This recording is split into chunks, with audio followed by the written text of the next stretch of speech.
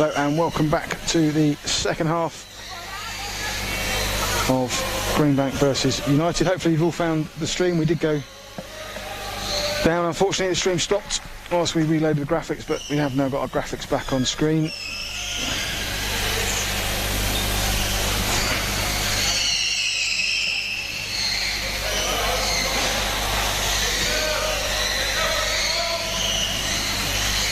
And we'll resume with the score 1-0 to Manchester United.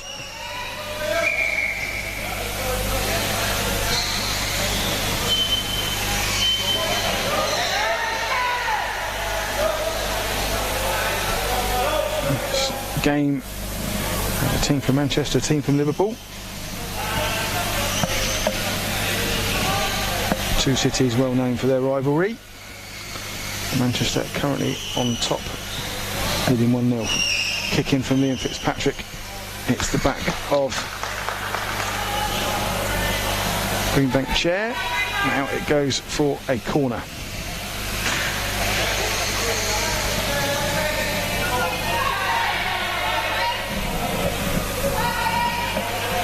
Liam Fitzpatrick with the corner into the back of Birchplatt's chair.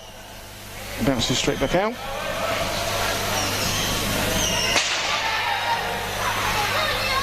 Birchplatt there splitting into his goalkeeper's chair.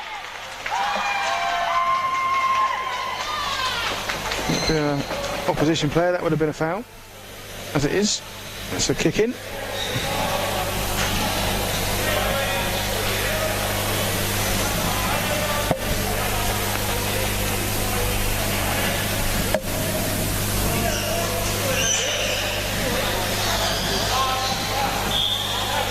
Ball from Fitzpatrick into Slack with a shot that fired wide. Goal kick to Greenbank. Barris Innell on for Marshall. Manchester United. Barris staying very high up. And on the left wing for Manchester United, which means he's now on the back post.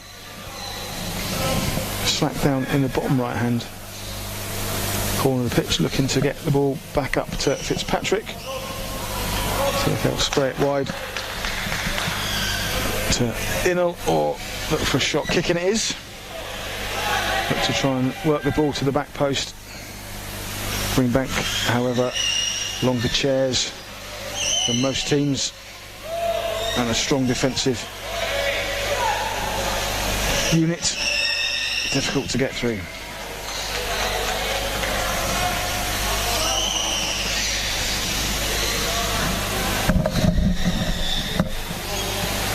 Equaliser chair, of course, developed in Liverpool at Greenbank Sports,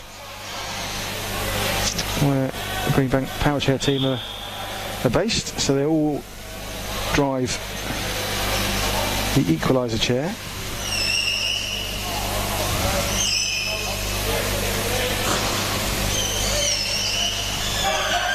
Manchester United all in Power Soccer Shop Strike Force. So 4 completely different chairs for each team. One team all in strike forces, one team all in equalisers.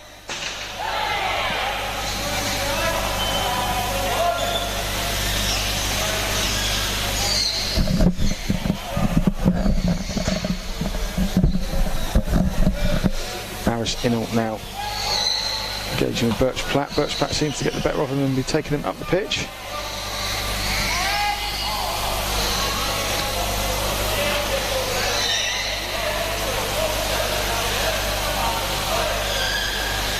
Well dealt with by United, but Greenbank build again.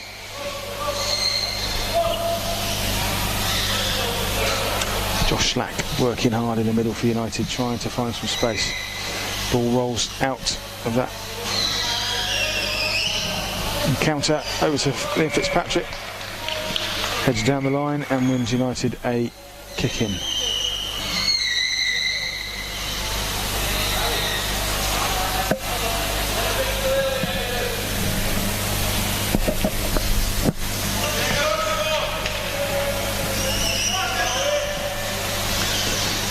Ball Ball from Fitzpatrick into Innell. Attempt on goal, blocked by Greenbank. That's Innell now taking the ball all the way round, attempting to go down into the right-hand corner, but being held up by Ashton. Flicks the ball out to Fitzpatrick, tries to spread it wide to Slack, mistimes his kick, and Greenbank try and build.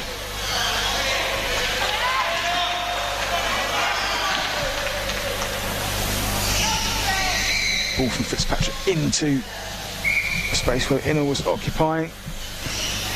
Clever by Fitzpatrick. There's two defenders on Innell.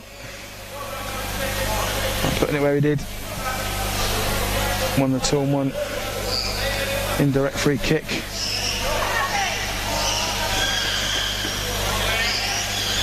United trying to get the ball moving.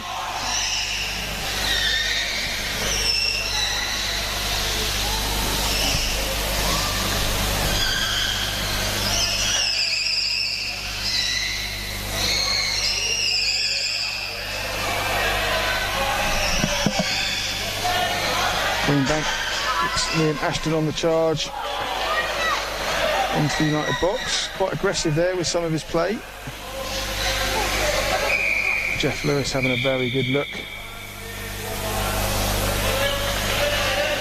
Aggressive play from Liam Ashton.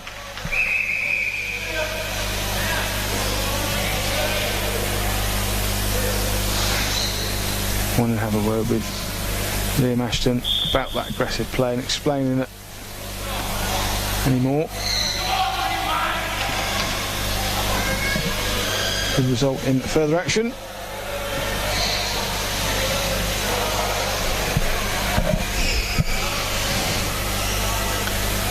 Hudson with United's goal kick.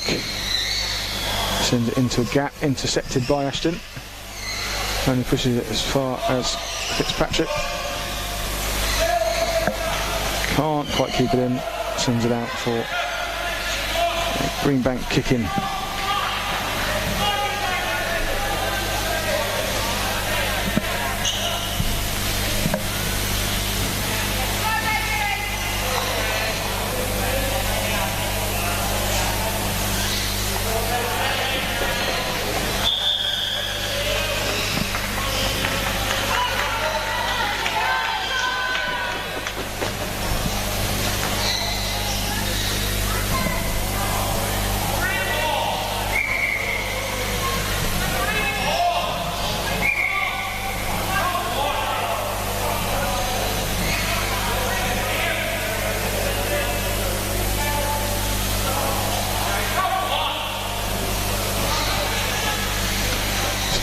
Amongst the players, match officials and indeed the crowd joining in on whose kicking that was.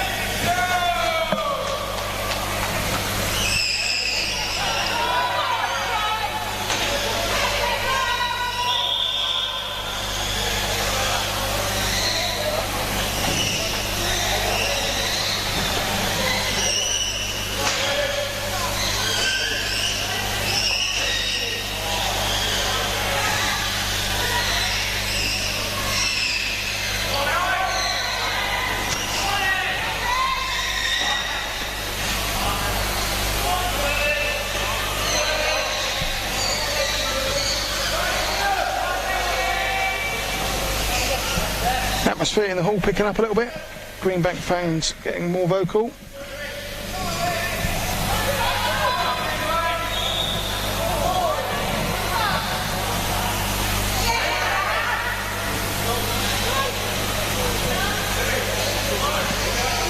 If we just pause in play to have a quick word with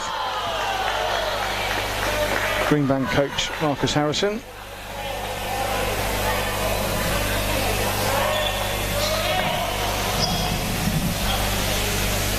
Greenbank kicking in their own half, taken by Ashton.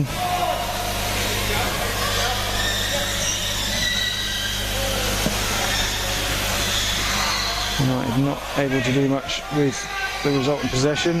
Greenbank kicking, plays it to Innell quickly. Innell taking on Birch Platt.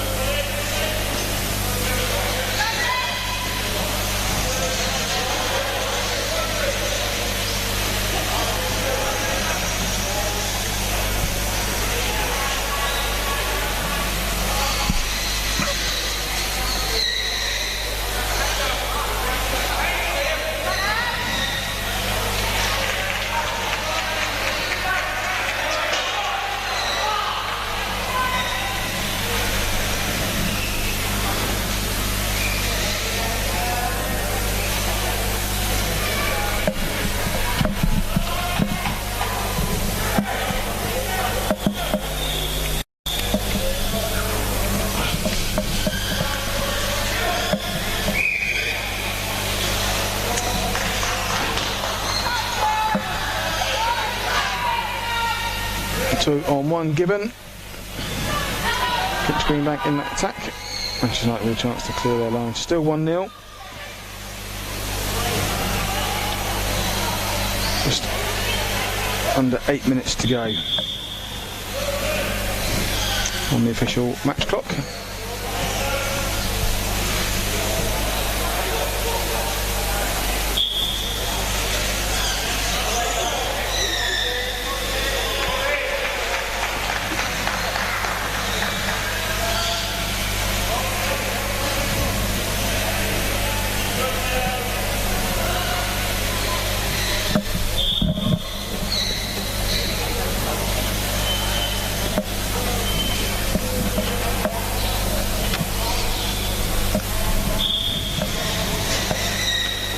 Slack into Innell, who's deep in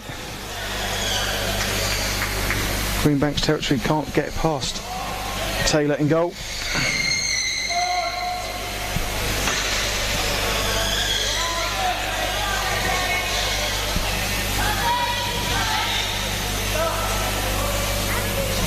Oh, Birch Platt had to touch there, so it has gone for a corner.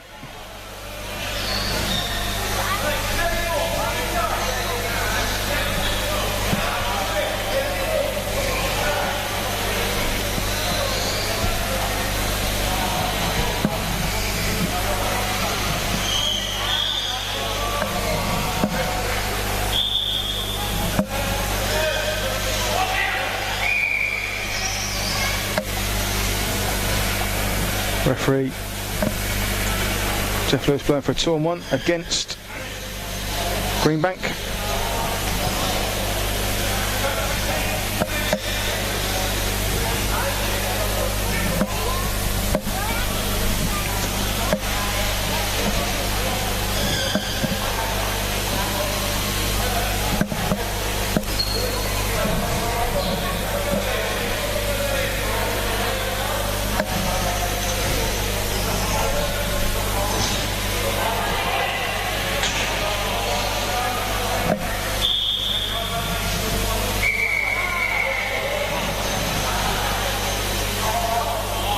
Lewis not happy with Birch Platt not staying the required 5.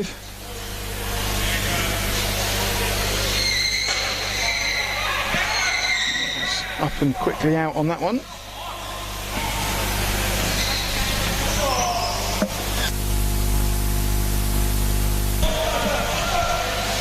Cagey game.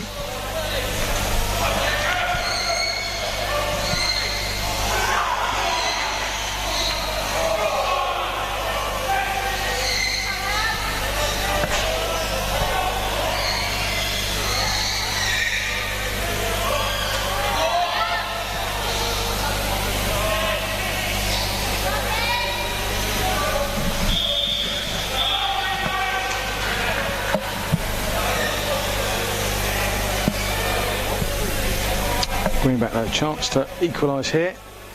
Indirect free kick. United seem to have a very happy with their setup.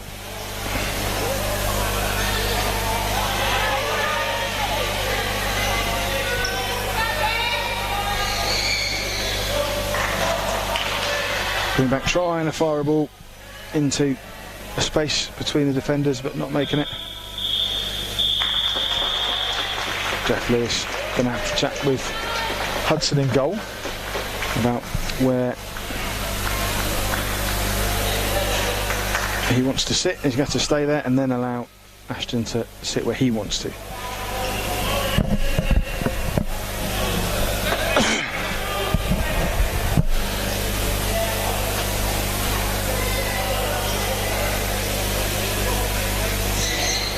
So Jeff Lewis again explaining that if he wants, wherever he wants to be, he needs to stay there and then allow Greenbank to move between them. It's all a little bit congested and blocked up in there. United successfully defend that. Come away with Barris Inall into the box.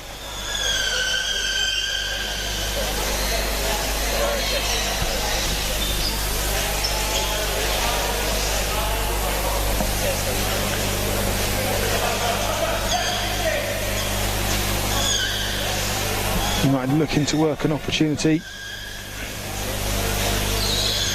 It's back to Slack. Down to, back to Marshall, sorry, down to Slack in the corner.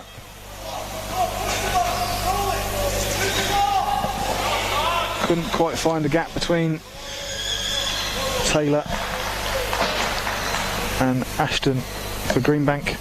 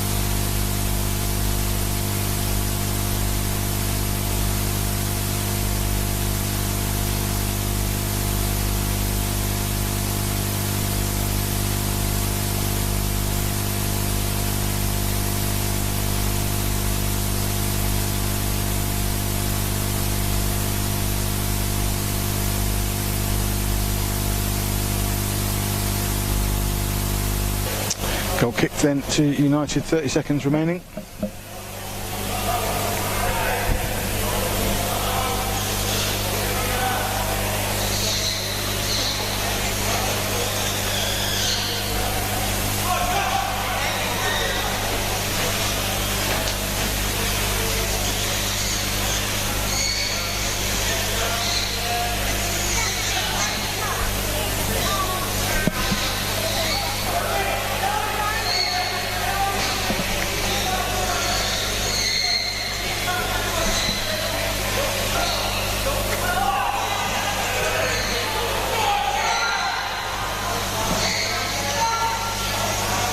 Right at the death of the game, Greenbank looking to see if they can force an equaliser, but Hudson for United calmly drives the ball out controls the play. Josh Slack takes over. United will be happy to keep the ball in the middle of the park here.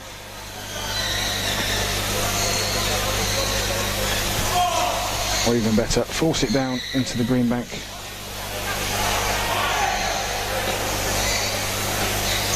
Goal area. Barrett-Sinnall trying to hold up.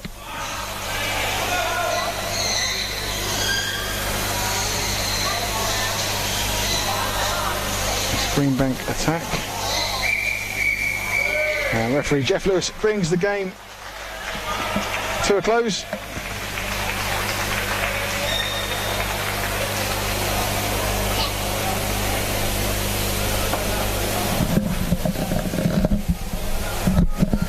Join us shortly for our next game.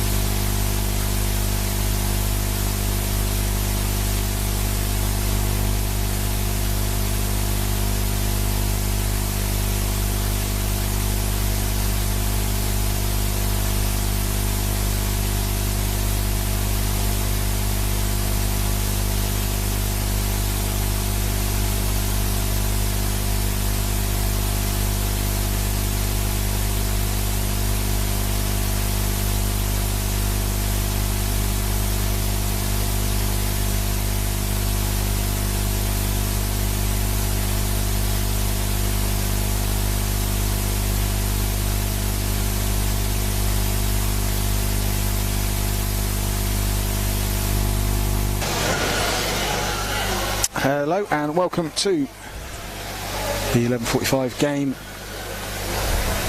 in the WFA Championship, Weekend 2, between Muscle Warriors and Sale United. Referee Paul Yates just brought the captains together to do the toss.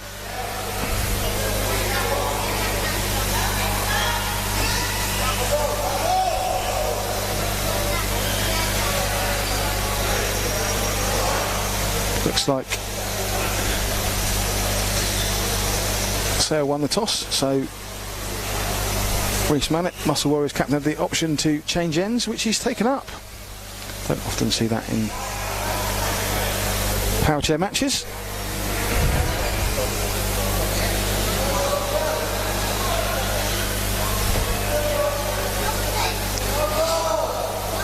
It will be Sale to kick off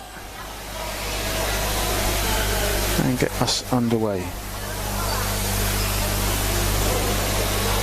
Referee checking with officials, goalkeepers.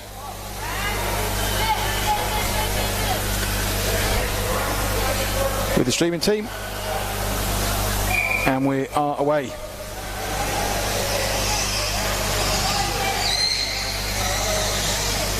Ball immediately in the middle, in the mix.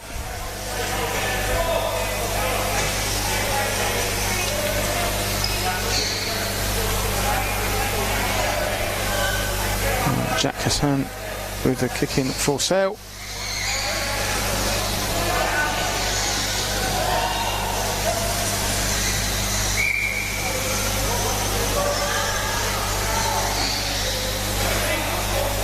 Taken down the wing.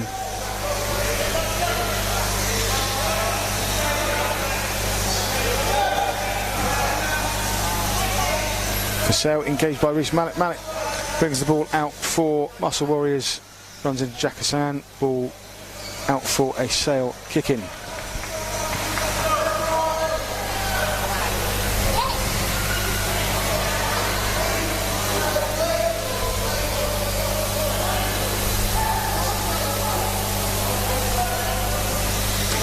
Matt Gilmore plays the ball gently down into Jack Hassan, fires it across the back post, shot goes in, stopped by Rhys Mallett as the ball came out. Sale United players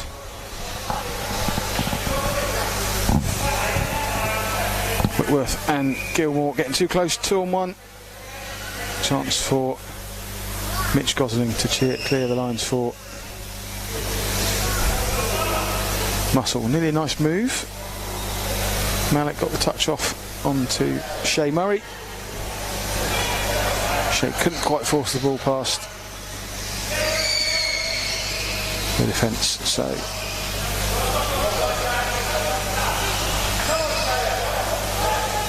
we resume. Mistake there by Gilmore. Tried to reverse spin, but got it a bit wrong. Went backwards towards his goal. Kinshar brings the ball out. Up into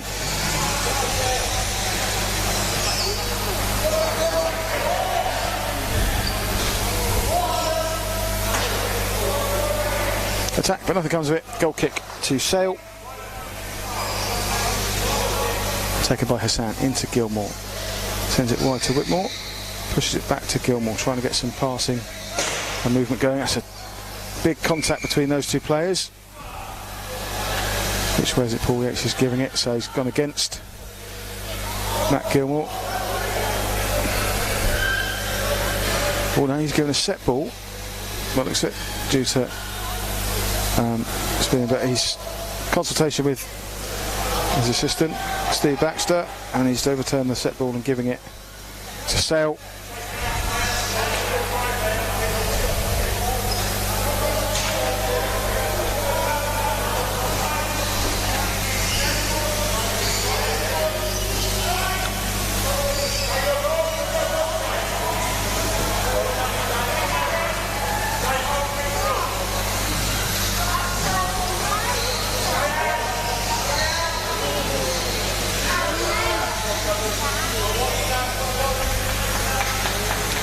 On the attack, but not quite making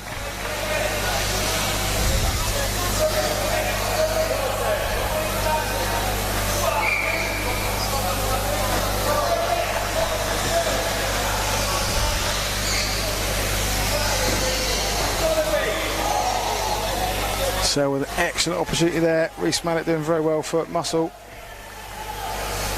keeping that goal out.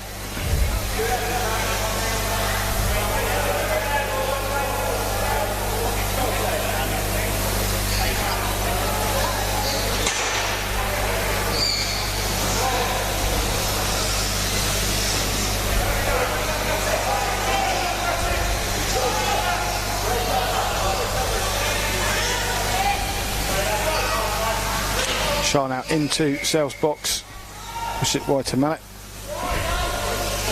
It's a little bit slow and congested in there.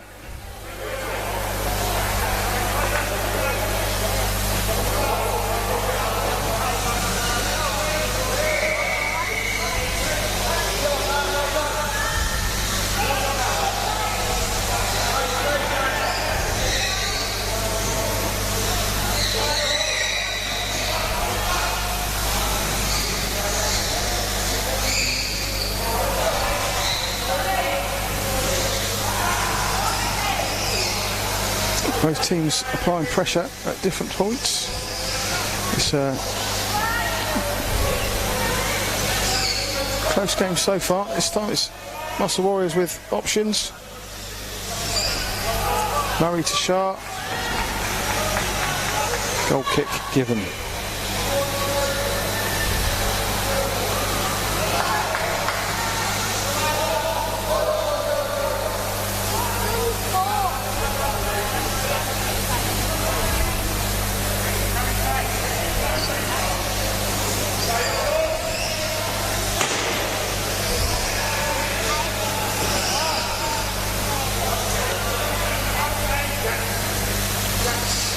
Another goal kick.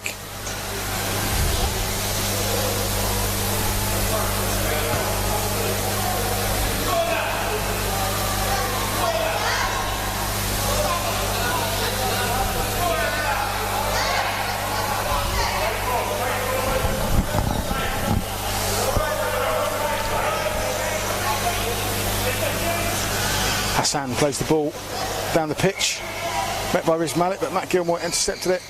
Tried to send it down for Whitmore. A bit too much on the ball. But they gained some territory.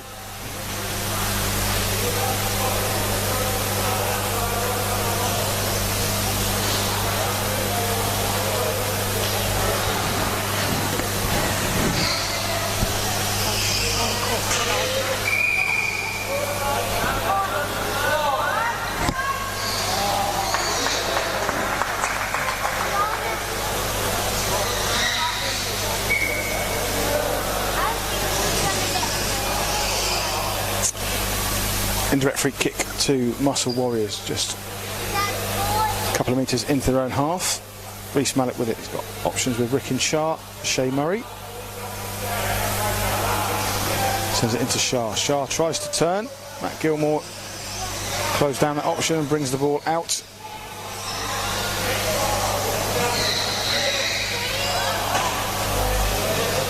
Matt Gilmore sends it back to Jack Hassan. Can't quite get enough power on the pass. Runs into Shah. Just bringing the ball down from Muscle Warriors into the area of Sale. Bit of loose play. The ball was loose. He had a shot on goal, followed by a second not so powerful one. It's ended up in a corner for Muscle Warriors.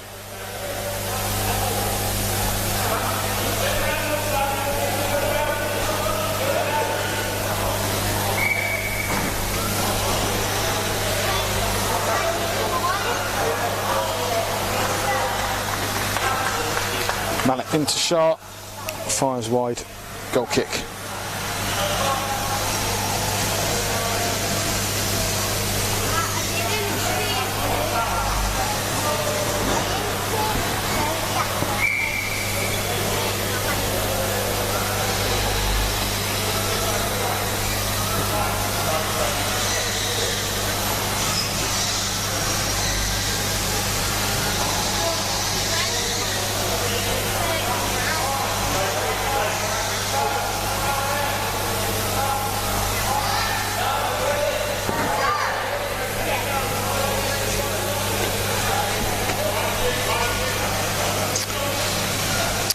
Still 0-0 in this game.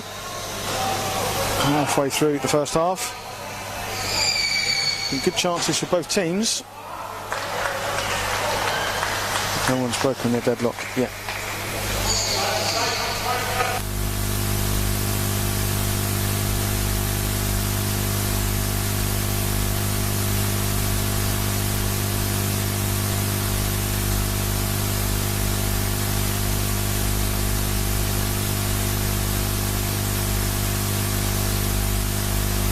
Great chance there for Rick and Sharp. 2-on-1 though. Reece Malik too close when he played that ball. Given by our assistant Steve Baxter.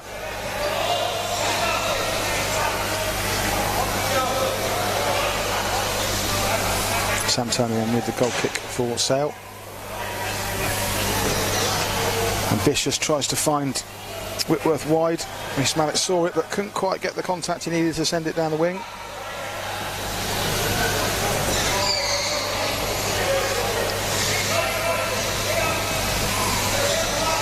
Matt Gilmore then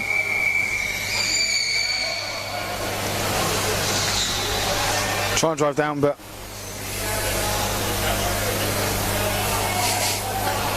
Hassan was too close. He drove off the pitch to avoid the 2-on-1, which should be a yellow card for Hassan.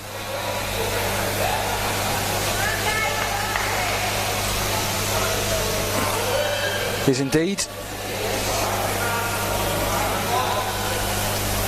Paul Yates just explaining that to Jack Hassan. If you leave the pitch in power chair to avoid a 2-on-1, no option but for the referee to give you a yellow card.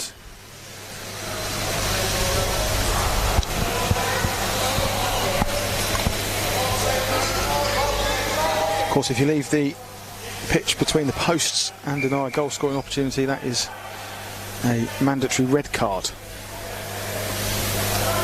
So not much option there for referee Paul Yates. Reece Malik with the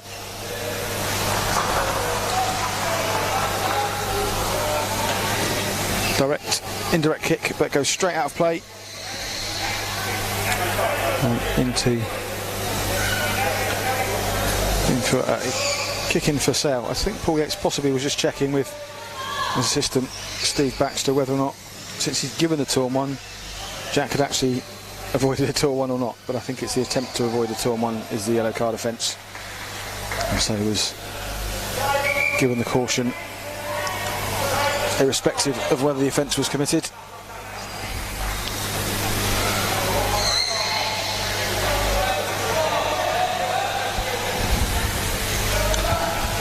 Couple of changes then.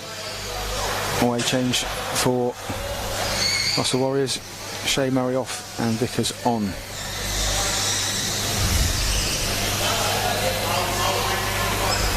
Shah for Muscle Warriors finds Vickers. Vickers has a shot, but it's very closely watched by Jack Hassan. The ball ricochets back up the pitch towards Matt Gilmore. Can't do anything with it. Muscle Warriors with the kick in.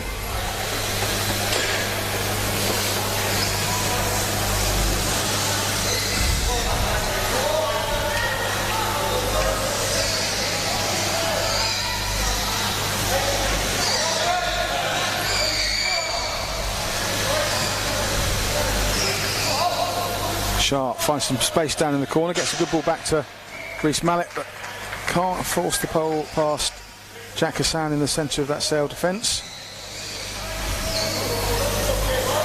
Just struggling to find the spaces to make the passes at the moment, both teams.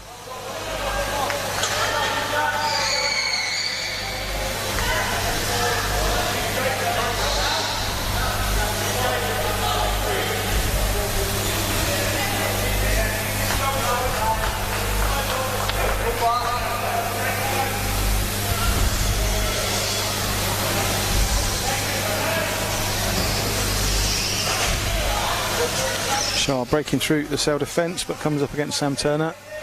Not a great deal of pace on the ball, made it hard to do anything with it. Kick in for Muscle Warriors.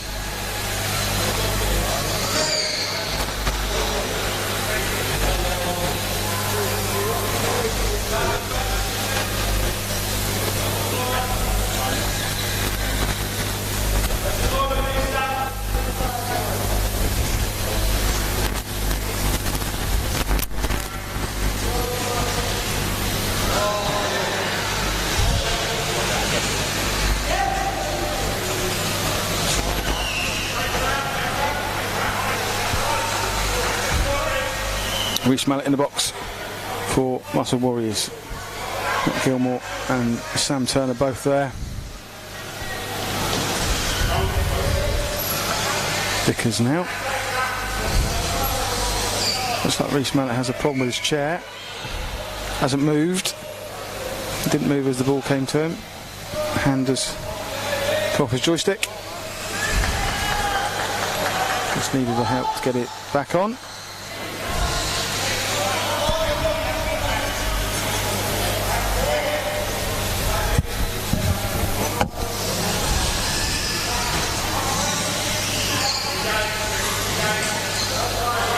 Gilmoy and Rickin Shah battling hard there. Rickin coming off the better, puts the ball back towards Reece Mallet. Tried to front bumper it through. A exuberant clearance from Matt Gilmore. Testing out our new posts, see how strong they are. So far they are Matt Gilmore proof.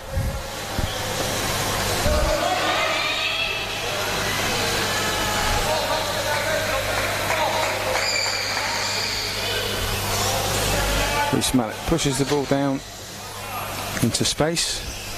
Matt Gilmore decides to put it out. Wasn't sure what was behind him, I think.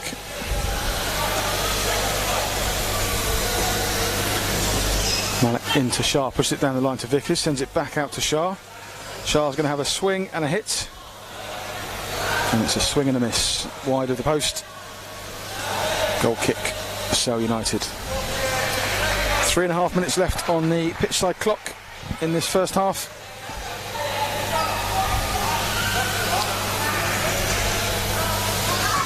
Sam Turner into Jack Hassan. Tries to split it wide to Matt Gilmore. Can't do that. Mallet down to Vickers. Possession changes hands once again.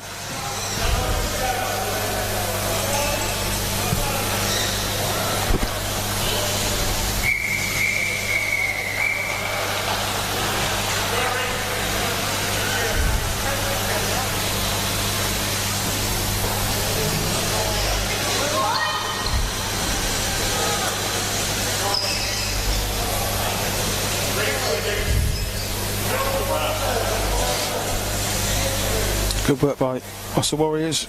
Earn themselves a corner, which Reece Mallet will take. Rickin Shah is in the box. Vickers is on the far side at the back post.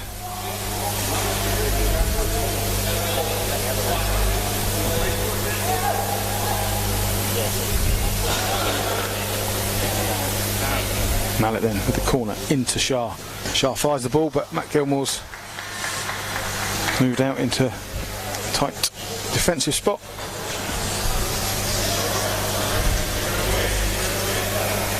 Clears the ball for a kick in to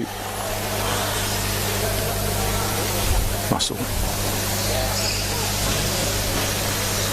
Oh, there's a mix-up at the back. Nearly resulted in some space at this near post for Reece Mallet. Sam Turner was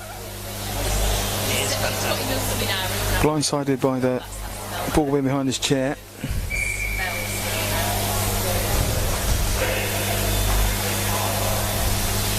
Corner then, Mallet.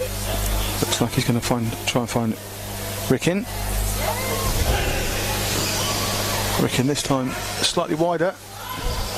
It breaks again for Rickin Shah. Tries to find Reece Mallet, but Vickers hadn't retreated quickly enough. Referee Paul Yates is liking, so a 2-1, 2-on-1 awarded to Sale United. Sam Turner, Sale keeper, takes the goal kick, tries to find Whitworth, intercepted by Mallet, can't find Vickers with it. Ball goes out of play.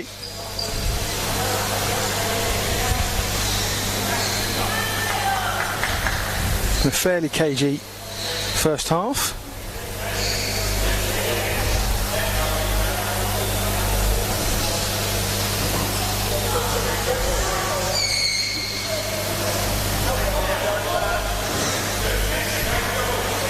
Mallet doing well there to get the better of Gilmore. Got the ball down to Vickers. Shah's found Vickers again. He saw the bright lights of goal. The shot, but Sale had closed down the space. But good opportunity here for Muscle from this kick in. A slightly different angle from the corner. Rickin has tried to find a bit more space by positioning himself outside of the box. Marshalled by Jack Hassan. Ismail going to try and full power this as hard as he can into Rickin. Gets there, he finds it. Vickers at the back post. Matt Gilmore did well to get across and cover the back post. Well worked by Muscle. Slightly faster execution and they could have been in. Almost identical opportunity now from the other side of the pitch. This time Shah's going to be taking the pitch kick in and Mallet's at the top. Shah fires in, doesn't find the gap between Sam Turner and Jack Hassan. That's the last action of the first half. Referee Paul Yates blows for half time. Join us shortly for the second half.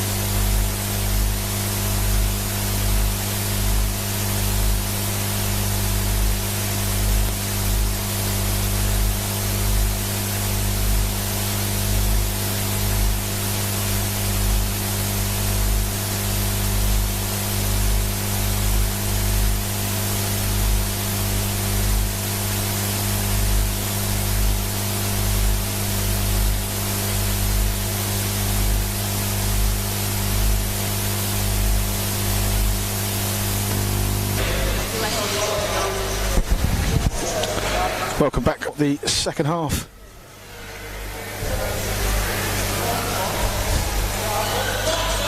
Of Muscle Warriors versus Sale United, 0-0 at the half-time break.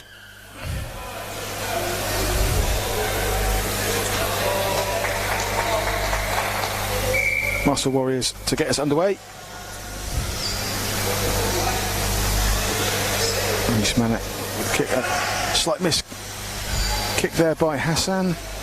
Let Vickers in. He's found Shah at the far post.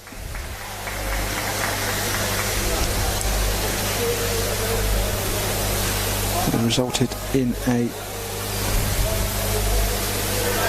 Muscle Warriors corner.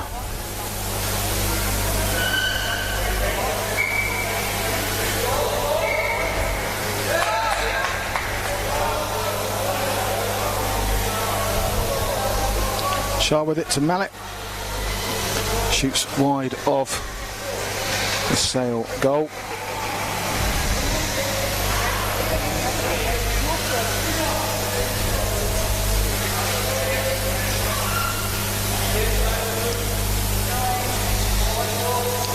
Sam Turner taking the Sale goal kick.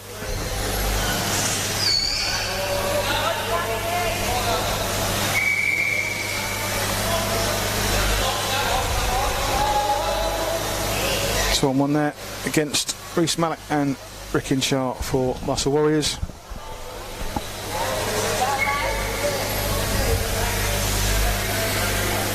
Sale with indirect free kick. Hassan. It's D who's on for Whitworth from the first half. Good work by Matt Gilmore. Breaking place. Sale now with a chance to set the ball.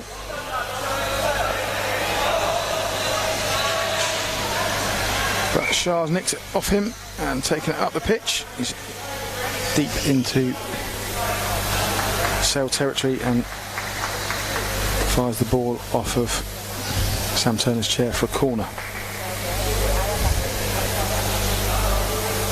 which Rees-Malik will take, looking to find Shah. Most success they had was when they moved the ball from Shah onto Vickers at the back post. A diving save to the back post from Matt Gilmore. They do again. This time Gilmore can't get there and neither can Sam Turner.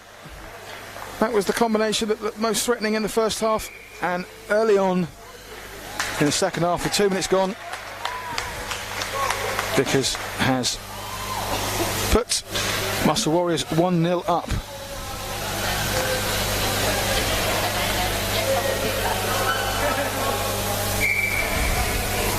Alan Murray, Muscle's coach, delighted on the sidelines.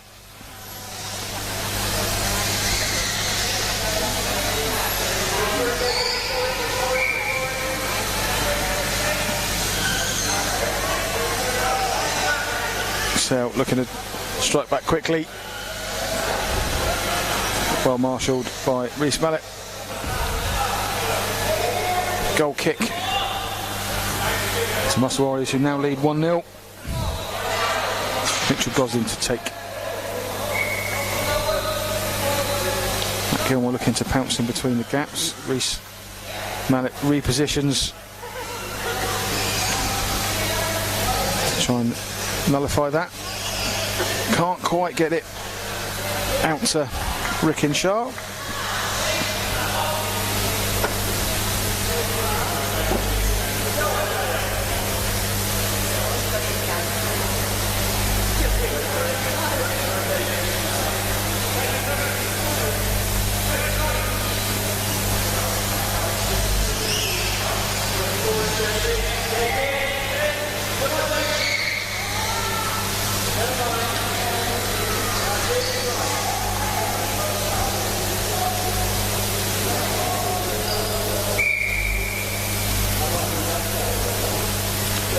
In for Muscle in a very awkward place.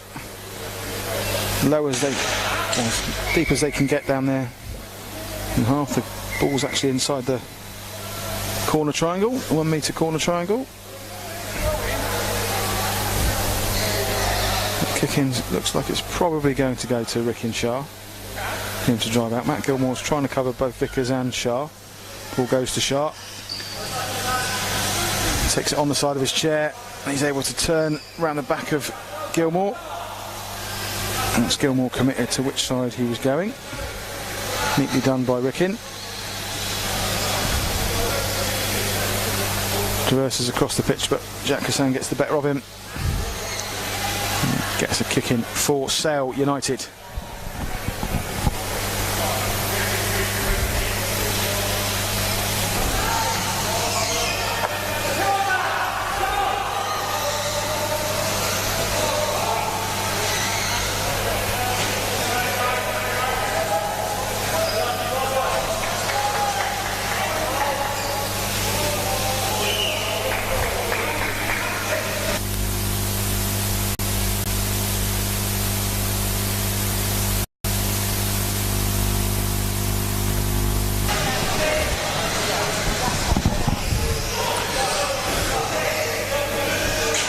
Rickin reversing up the pitch into the box. Full reverse spin, but bounces off the front of Matt Gilmore's chair, all the way down the pitch, watched very closely by Mitch Goslin in goal for Muscle. The ball rolls out for a goal kick.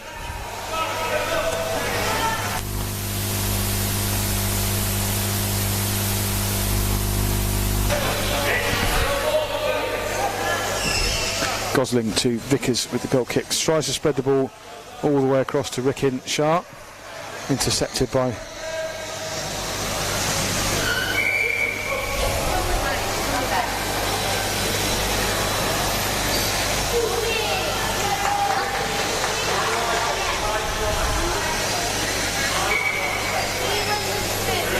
Sale, but Warriors got a bit close, so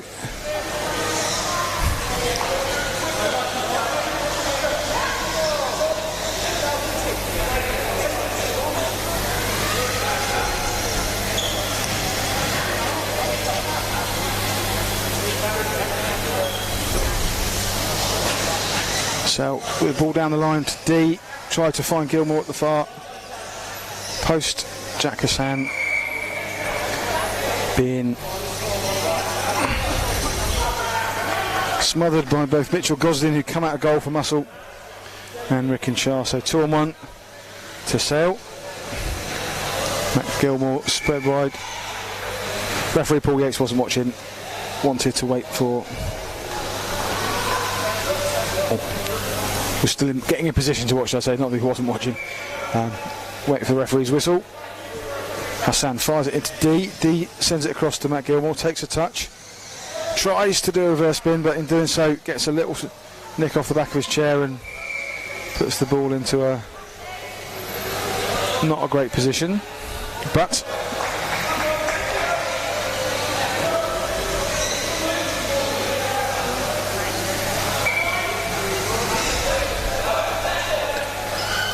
Gilmore and Hassan encroached too close and gave way a 2-on-1. Malik down the wing to Vickers. Looked like he was trying to turn, but ended up with a nick off his chair. Goes out for a Sale kick-in.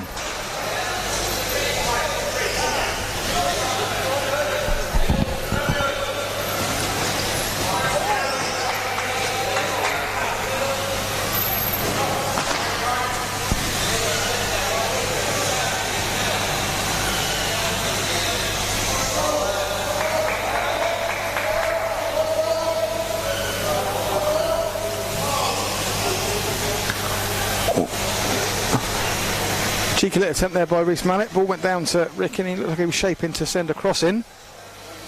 And instead he went for a little gentle touch to try and find a gap at the near post. But Sam Turner, Matt Gilmore had that one covered. It wasn't on target anyway. So then he starts with a goal kick.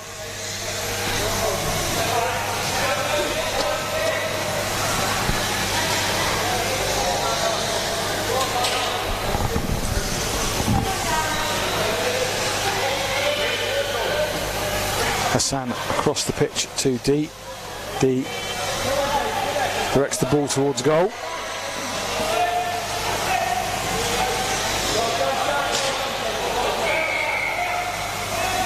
but retain possession. Malik finds a gap in behind Hassan's chair, so he's now onto Matt Gilmore.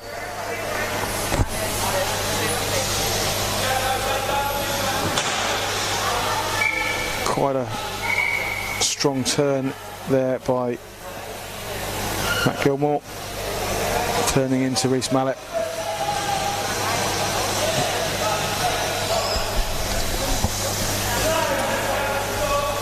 Direct free kick to Muscle Warriors. Shah down one side, Vickers coming across. Ball goes down to Shah. Sends it back to Mallet. Didn't quite get a nice flowing roll on the ball, passing smoothly there. The ball just bounced up, gave Hassan a chance to close in the space.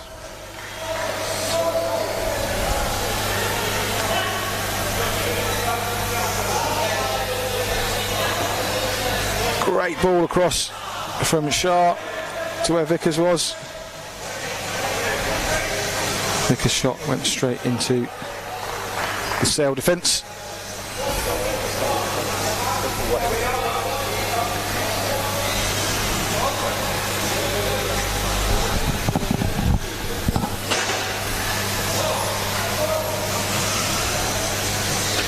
Shah bursting through the middle of the Sale defence, but Sam Turner driving the ball out for a kick in. Good defensive cover there.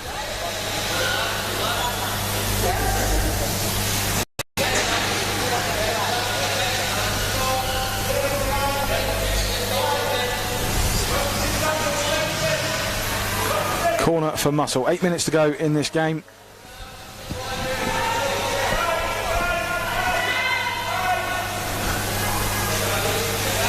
They've had joy from a couple of corners. One got very close, one resulted in a goal. A combination to Vickers at the back post. Will they try something different this time? Maybe a shot between Turner and Gilmore. I think they were trying to repeat their success. Not got the timing right on this occasion. Out it goes for a kick-in.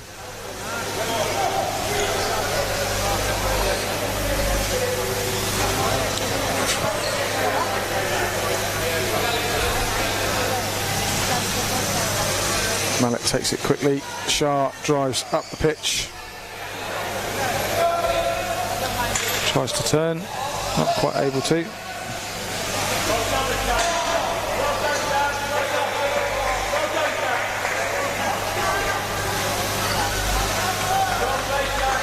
Jack Hassan does well against Vickers. A quick substitution. That was Vickers' last action for this game by the looks of it.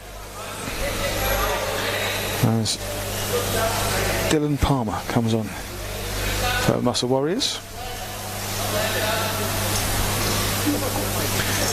Dylan, a bit of a journeyman of the Championship. Played for a number of sides. Last year was in the Nomads Night squad. That was now representing Muscle Warriors, closer to his hometown.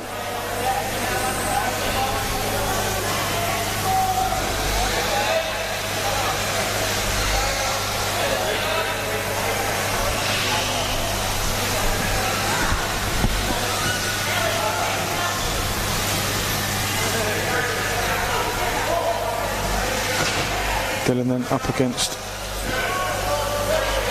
Jack Hassan, gets the better of him. Can he do the same against Matt Gilmore?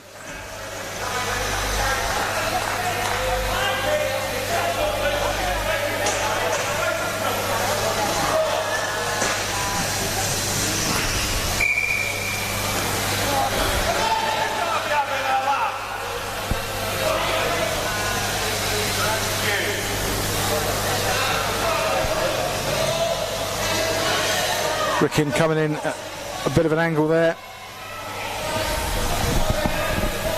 hitting the chair of Matt Gilmore. Direct free kick awarded against Rickenshaw.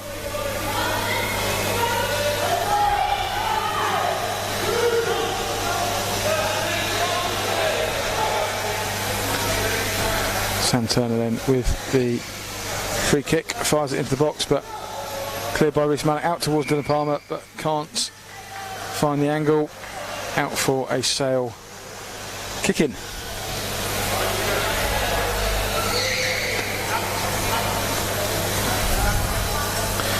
Less than 5 minutes now to go of normal time. Muscle remain 1-0 up. Gilmore down to Hassan. Hassan punches the ball back into the middle of the park. Gilmore tries to find Dan Holt, who's come on.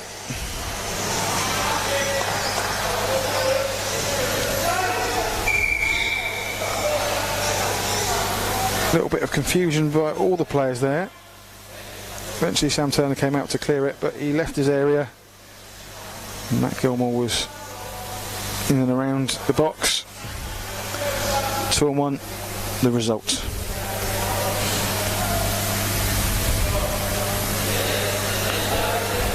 Good chance here for Muscle Warriors. Indirect, so must touch another chair before it goes over the line if it's to count as a goal.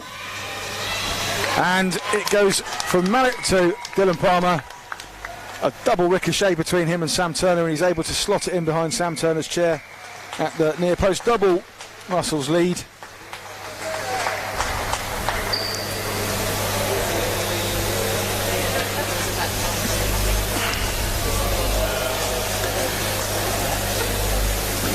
Disappointment for Sale as they've been stayed in this game, worked very hard, undone by a couple of ricochets. Good substitution by coach Alan Murray to bring Dylan on.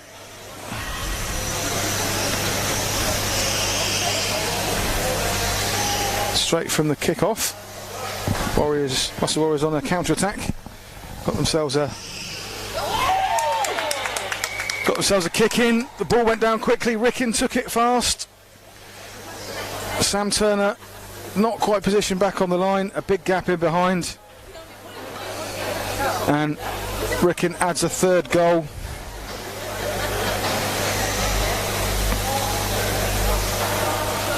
In power chair football, you can score direct from a kick in. Importance of getting back and seeing what's going on quickly. Sale caught napping there. Rickenshaw, who's played a fair bit of Premiership football and knows a few of the tricks and plays the pace of the game as well. Premiership, the ball goes down and kick-ins and set pieces are often taken much quicker than in the Championship. And his experience there showed. Managed to take advantage of that opportunity.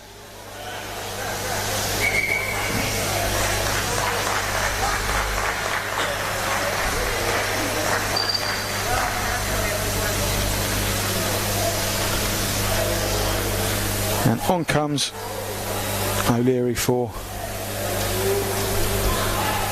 last few minutes. Rickenshaw has gone off having done his job for Muscle Warriors.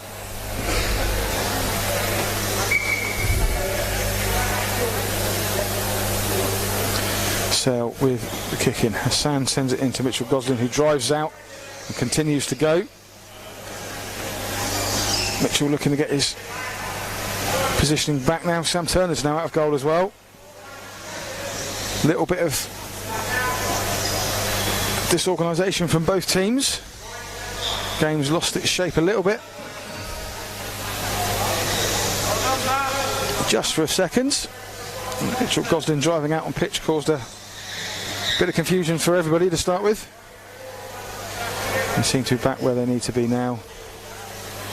Dylan sending the ball back to Reece Mallet, but Jack Hassan working hard still to try and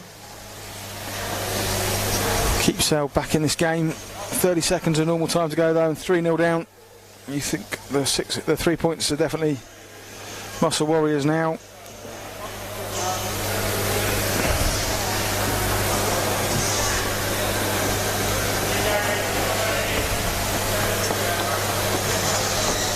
Reece Malik does well there to try and get the ball across to Dylan Palmer, but can't. Oh dear! Reece Malik going back to try and cover the goal after Mitchell Goslin, has to say, did come out quite a long way and possibly unnecessarily. I'm not sure that goal was going in otherwise, so it would appear to be a own goal from Reece, but surely nothing more than a consolation now for Sale United. 3-1, and referee Paul Yates brings the game to an end. Entertaining game. 4 goals, a yellow card, and some good shots on goal. Join us all soon for the next game.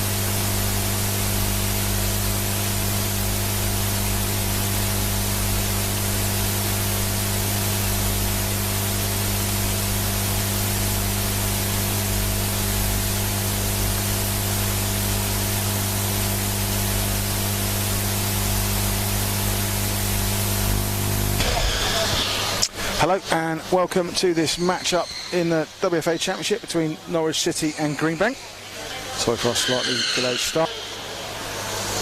Getting going. We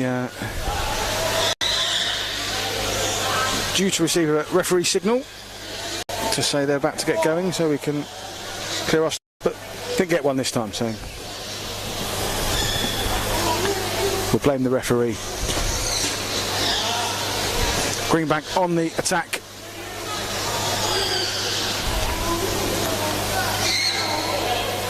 Firing balls into the box.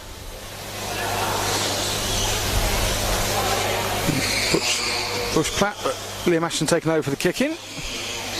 Ellie Curran in the box.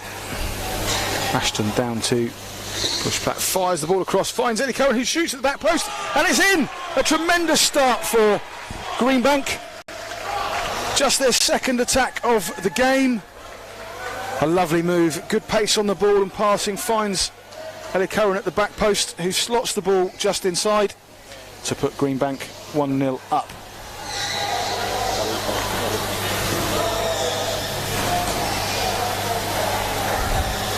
Tremendous start. Norwich slow out the blocks.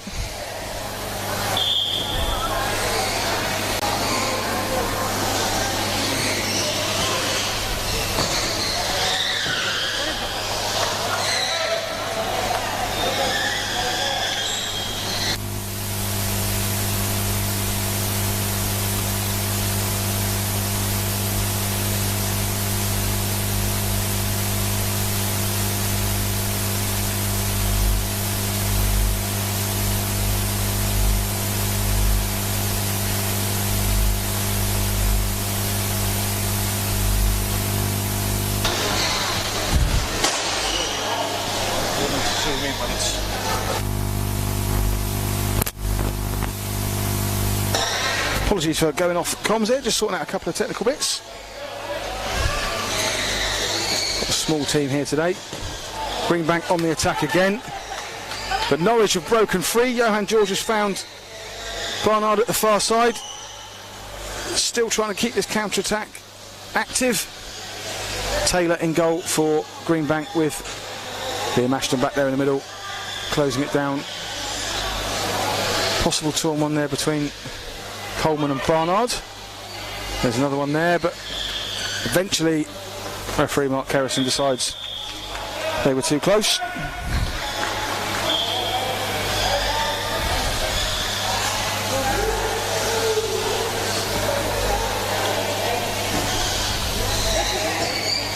Towards the indirect free kick, but Greenbank don't penetrate far into Norwich's territory with it, but Ashton brings it back up now.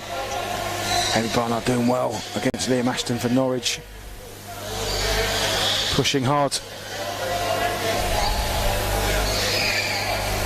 He's done well. He's pushed it into space. Can he get round Ashton? He can't. He turns. Brings the ball back out. This is tense stuff here from both teams. Both teams pushing very hard. Ashton driving up against Coleman. Up level with the goal area of Norwich. Ball rips back to Bush Platt. Tries to change his chair shape to be able to play it down the line. Back to Ashton, but he's blocked out. Kick in by Bush Platt. Comes back to him, forces the ball through the gap to try and find Ellie Curran. He does do now. Coleman in the box blocking off. Does well. Ball's broken to go up the pitch. Barnard and Bush Platt going back. Taylor sat tightly in her goal area. Waits the ball onto her chair and then drives the ball out. The ball's not rolling there. Referee giving the benefit of the doubt. Barnard down into dangerous areas. Lots of danger from both teams.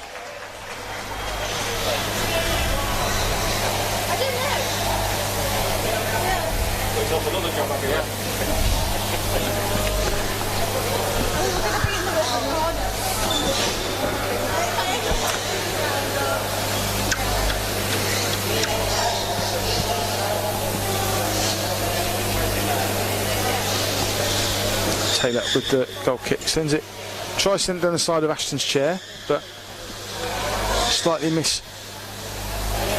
misses and hits the back of his chair, forcing Ashton to turn and try and recover the ball.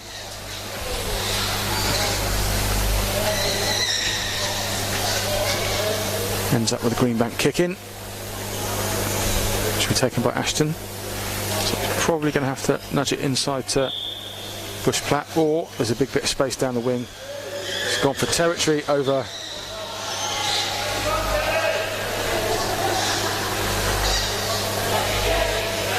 possession, but Johan George inexplicably just fires it straight back out of play as hard as he could. Another kick in.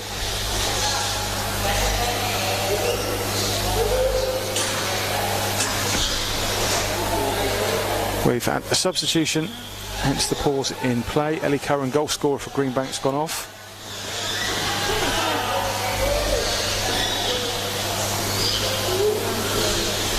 Taylor has taken over as captain.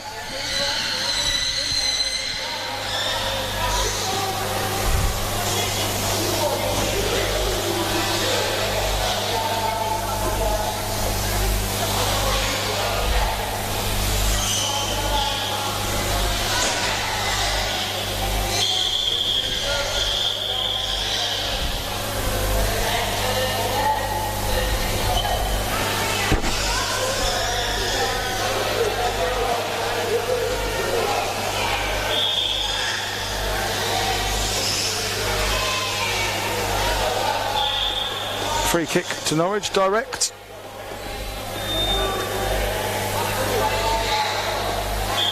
Coleman to take. Repositioning.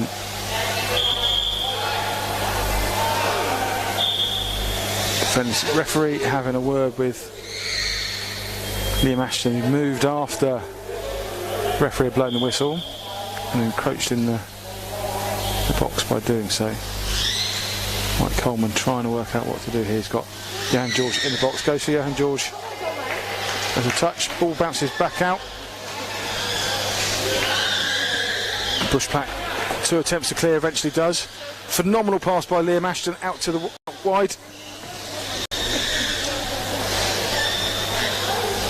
To Greenbank's number 3, but not able to make too much of it.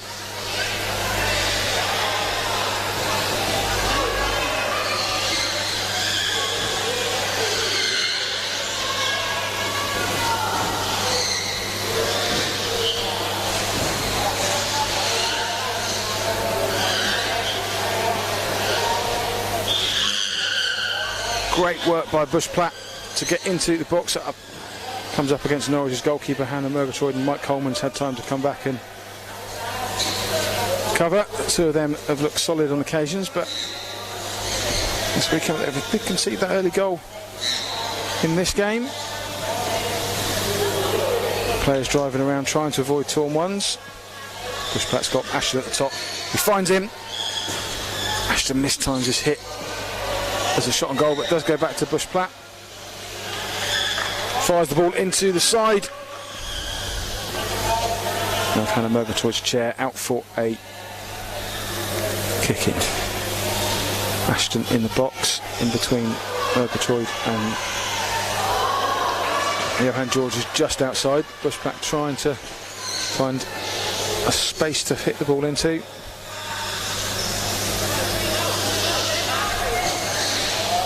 Great patience there by Bush-Platt, who worked his chair round into the right position. As you saw, Hannah Murgatroyd was reluctant to leave the box. Passed across the top of the box.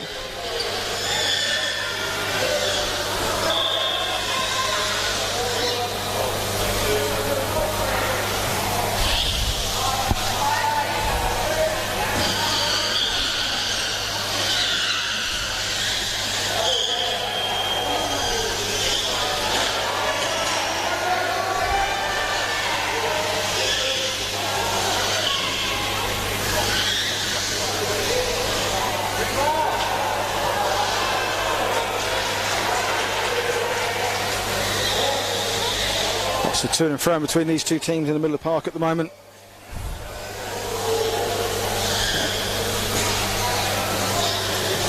All a little bit congested.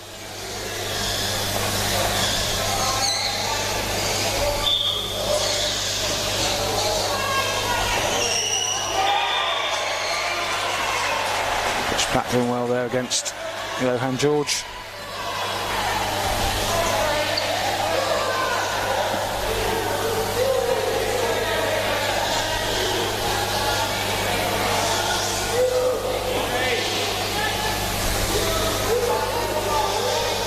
Game slowed down after that blistering start by Greenbank.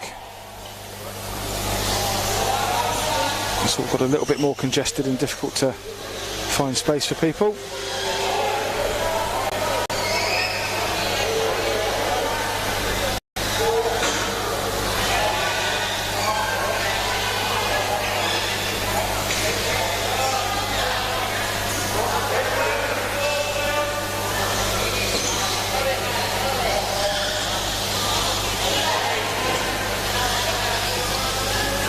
Another kick in down the line, not quite precise enough from Greenbank, so Norwich kick in.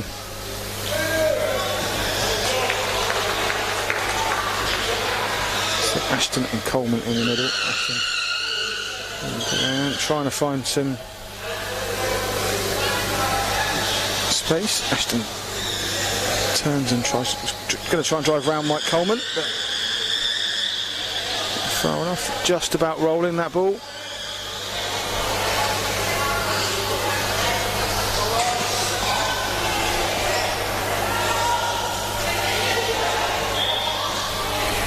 Well defended by Bush Platt.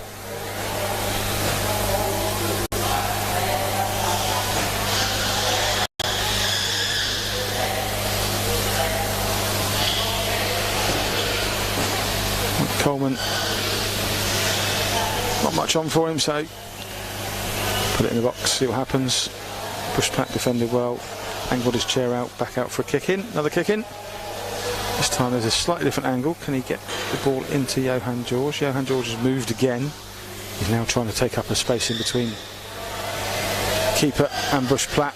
The idea would have been to send the ball through the middle of them. Johan George retreating, but couldn't quite get the right line.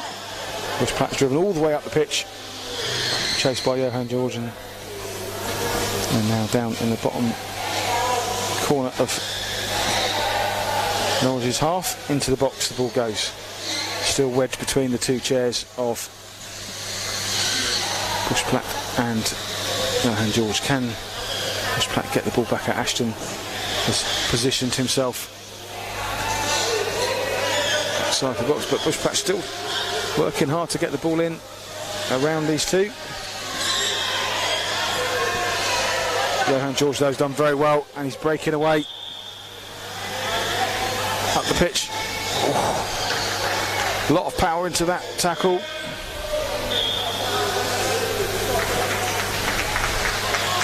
Driving one-on-one at the keeper isn't quite the opportunity it often looks like in power chair football. It's difficult to change the direction of the ball and drive around the goalkeeper, and in doing so he went to the side where Barnard was trying to take up a position, and 2-on-1 given away. Proximity of those two players, so indirect free kick for Greenbank. Ashton sends it into the middle. Imagine a slight change of angle from Bush Platt to send it down the wing. Norwich intercept and try and reset to set up their own attack.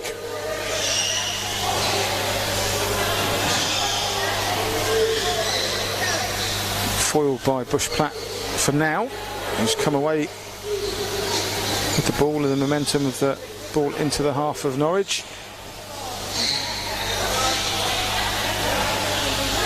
Slip himself down the line. Can he get his team either a corner or even better, create a chance for Ashton, who's sat lurking waiting for a flick back if he can, and get a flick out into the goal area. There's a chance was on, but Mike Coleman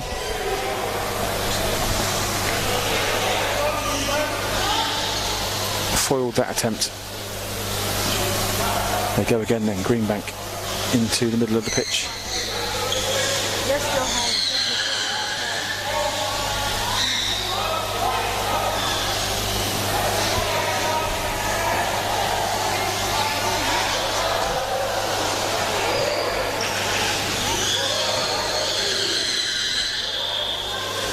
And George this time taking Norwich down deep into Greenbank territory. Bushplatt did well though. Just pushed the ball off George's chair. Out for a goal kick. And Taylor will take.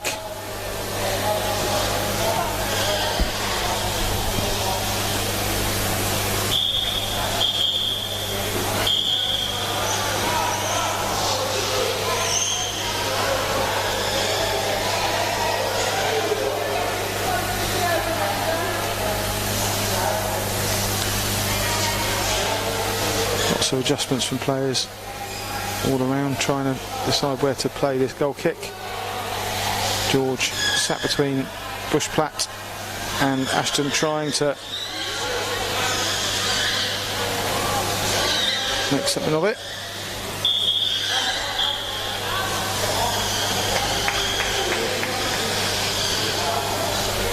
Not overly precise period of play. Greenbank now have a kick in, and Ashton trying to block off Murgatroyd at the top there, leave a space for a ball to the back post. Bushplatt getting instructions from coach Marcus Harrison. Can he get the ball through that gap to that back post? They found the space. The shot, however, went straight into the middle of the area rather than at goal.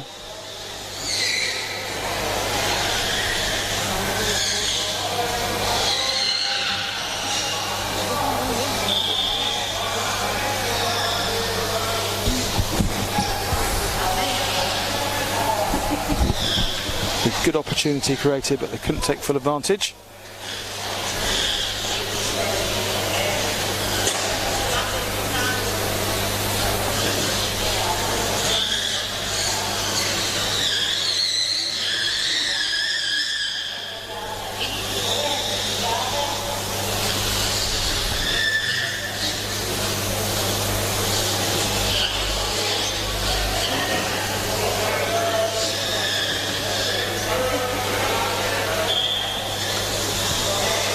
First decent opportunity for quite a while in this first half. Just over a minute remaining on the pitch side clock. Greenbank still lead by that early goal. Lovely bit of team play, set up Ellie Curran at the back post, who slotted away superbly. Both teams just about cancelled each other out since then.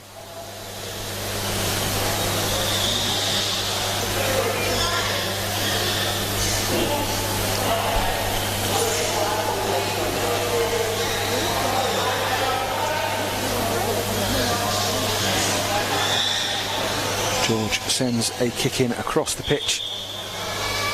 Mike Coleman picks up, battles against Bushplatt, battles back.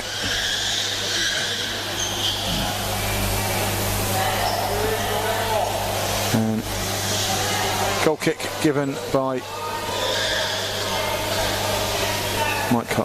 Steve Baxter against Mike Coleman. Get the last touch, send the ball out.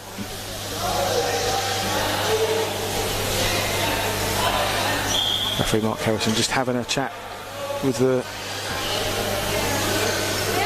Norwich captain about making sure the ball rolls.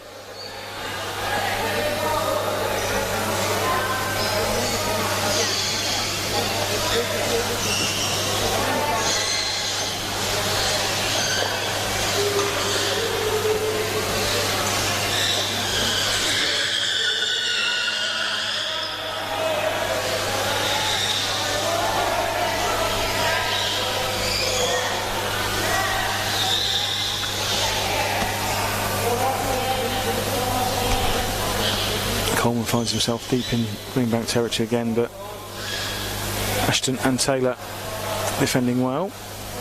This time he's managed to get Norwich a corner.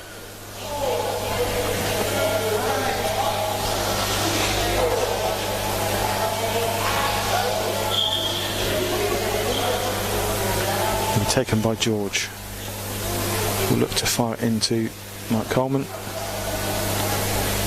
See what Coleman can do with the ball. Does go to Coleman, he gets a shot, but Ashton had closed down that space very well, and that brings the end of the first half. 1-0 to Greenbank. Teams cancelling each other out for the rest of the half. We will join you shortly for the second half.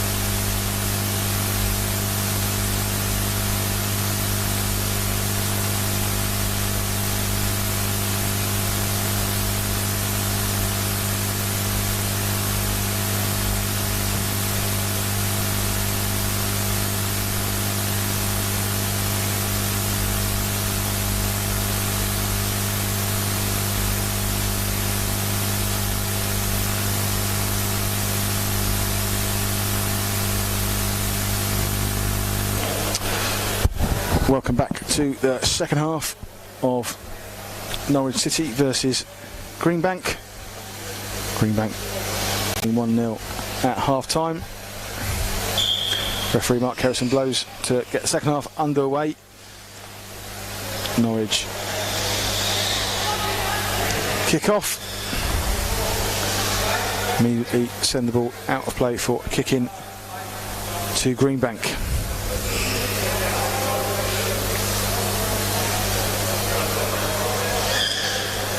Ashton sends the ball into Bush Platt, picked off by Johan George, sends the ball down to Barnard, but unable to keep control of the ball.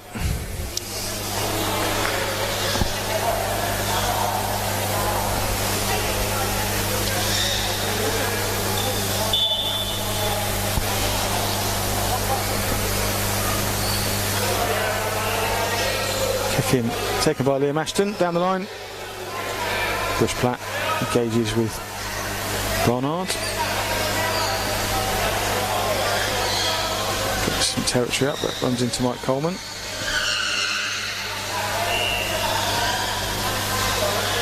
Coleman rips the ball back to George, can only front bumper it to a Greenbank player and sets them off down the pitch. Can Bush Platt get this ball out and get the ball moving?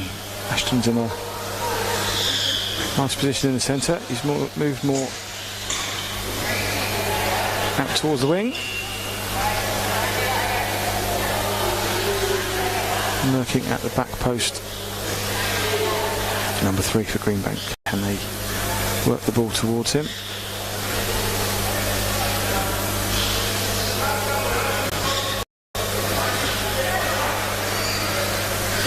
Coleman comes out the better of those two, but runs into Liam Ashton.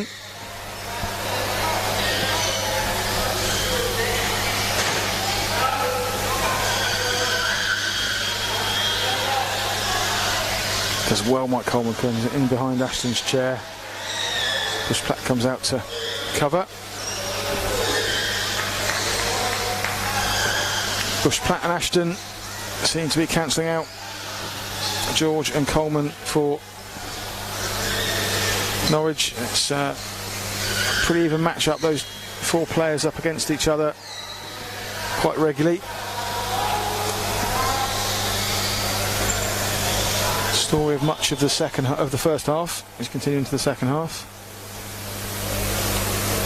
Greenbank's blistering start, still the only separation between the two.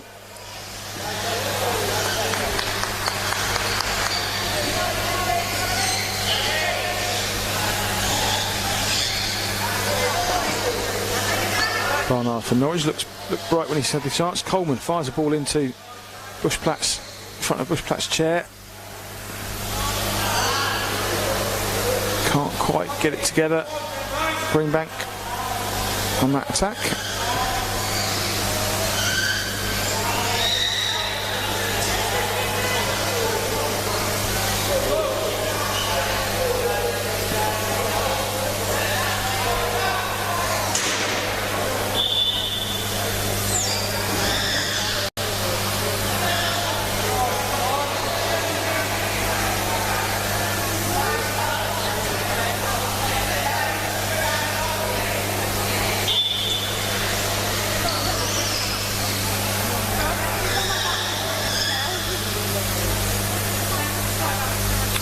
Set for a kick in. Ashton down to Bush Platt, looking to send a decent pass across the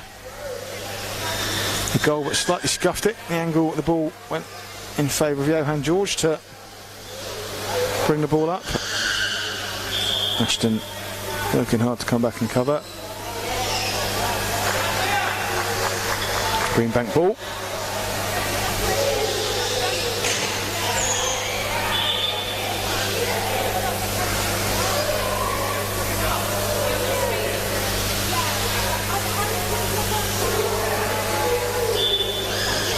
Ashton sends the ball to Bush Platt, who full reverse spin tries to find a ball down into win areas. Very good ball, but picked off by Mike Coleman.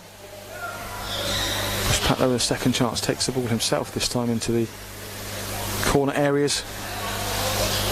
Up tight against Mike Coleman. It's a very tight game.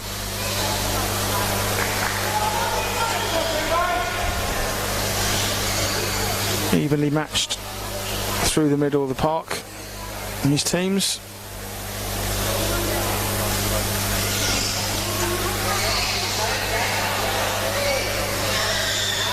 George with the kicking, had to send it straight to Bushplatt, who's kicking and putting pressure on.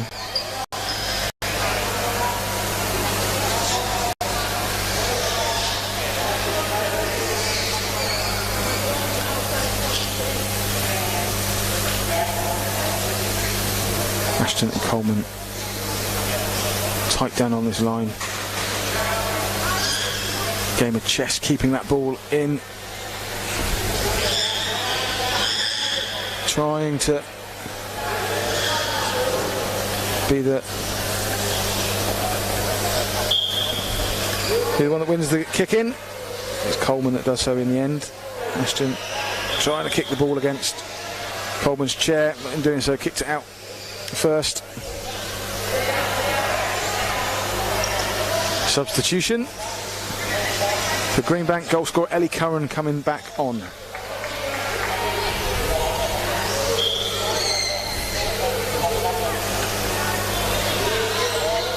Sits high as Greenbank's most attacking forward player.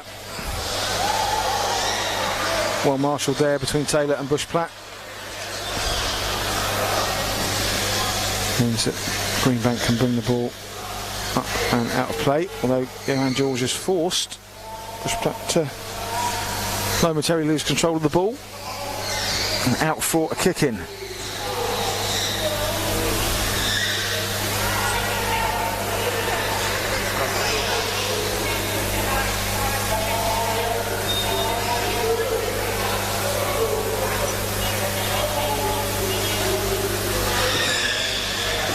Great anticipation, saw where Coleman was going to send the ball over to Barnard, leapt into the space and sent the ball down the pitch. But Mike Coleman able to recover. Next to Hannah Murgatroyd, sitting there tight as the keeper. Just held the ball up enough, play up enough for Coleman to get back and bring the ball back out. So Norwich back up to Greenbank goal area. Tussling hard, these two.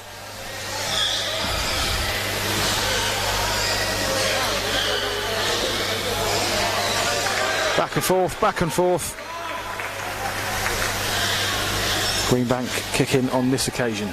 Ellie Curran down the line. Bushplatt in the middle. Ashton goes down the line to Ellie Curran, who reverses beautifully down the wing. Parallel with the ball. Johan George managed to get back. And Ellie Curran's cross cannons off his chair for another kick-in.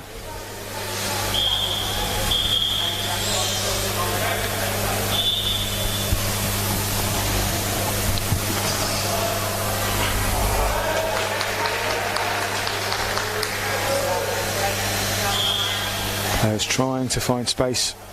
A little bit of chair clunking going on. Mark Kerrison's just telling everyone just to get on with it.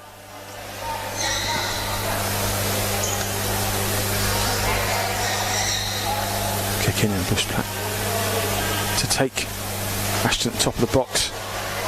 Try to move out the way to allow the ball through a gap to where Ellie Curran may have been.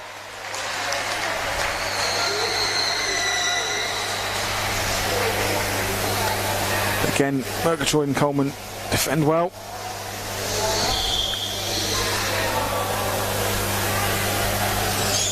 So Murgatroyd and Bushplatt locked in, battle the ball, not moving. Set ball given by referee Mark Kerrison. Bushplatt down in field. Great ball back to Ashton, who fires the ball through. Great spin hit. Comes with cannons back off the Norwich defence. He finds Curran at the back post, who has another shot, comes off the defence.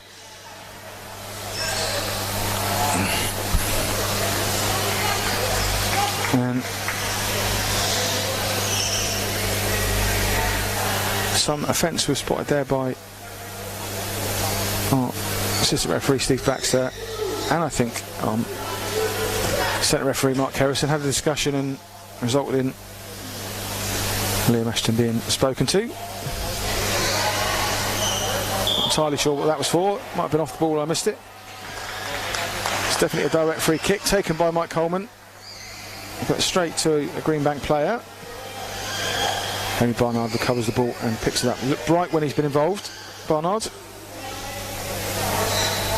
But with the tactical battle going on in the middle of the park between Coleman, George, Bushplatt and Ashton, he hasn't had as much of the ball as I'm sure Norwich would have liked. Vying for position again, players not giving each other loads of space. Ashton taking up an unusual defensive position, but he clearly knew what he was doing there. Maybe able to intercept the kick in. I think maybe this slightly unusual spot that he takes up is what's causing some of the problems for Norwich. Not quite sure how to handle it. He has left a bit of space at the top of the box if they were to utilise it on those kick-ins, but they can't now. They've got the ball moving a little bit, but Coleman didn't have his chair set for a spin hit. He was facing the ball and all he could do was a front bumper. Glimmer of space and opportunity there for Norwich, but Coleman not set properly. Ashton again defensively doing quite well. Diving in, forcing a 2-on-1 from Coleman and George.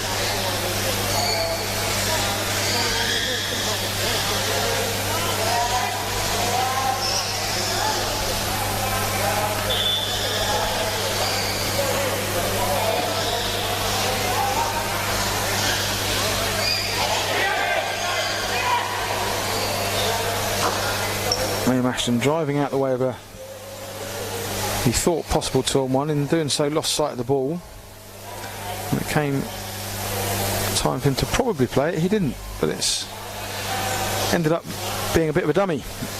And so they have now the kick in. He plays it straight to Barnard from Norwich, across to Johan George, who, although does a full reverse spin, doesn't really give his teammate much to deal with given the pace of the ball that he fired across. Good technical execution, but not necessarily the right pace or power on the pass for the situation.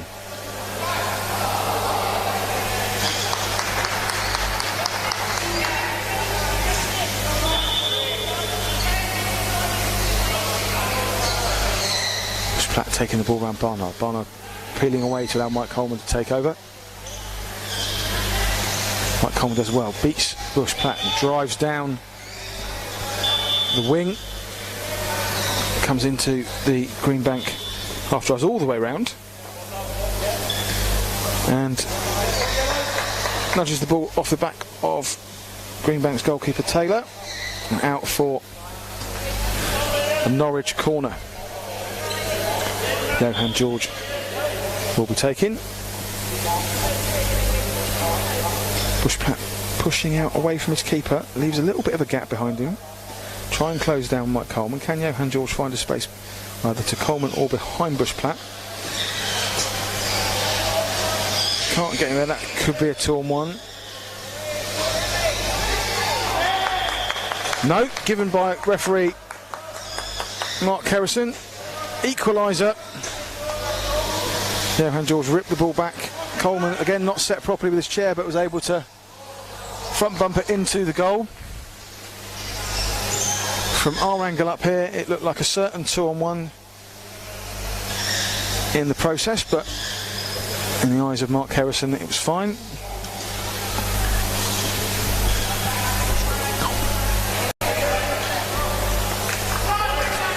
So we have a game on hands, 5 minutes to go, 1-1.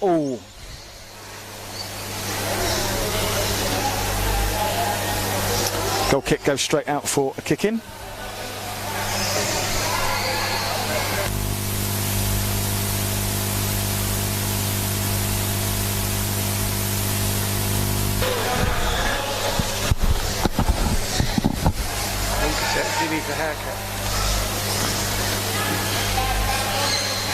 Kick in by Norwich into Mike Coleman, engaged by Bush Platt.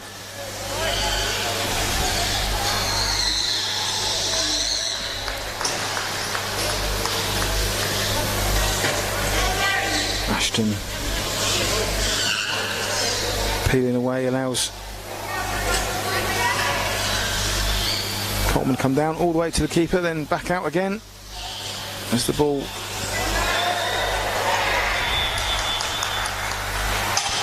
wedged between two chairs, as it has done for much of this game. Eventually bounces off Mike Coleman's chair for a kick in. Push Platt down to Ellie Curran, who gets pace, good pace on the ball, eventually ricochets back out into the ball, and again, not for the first time this game, Ashton turning away to try and avoid a 2-on-1, turns his back on play and doesn't see what's going on necessarily, and so can't adjust his chair to the change in direction of the ball.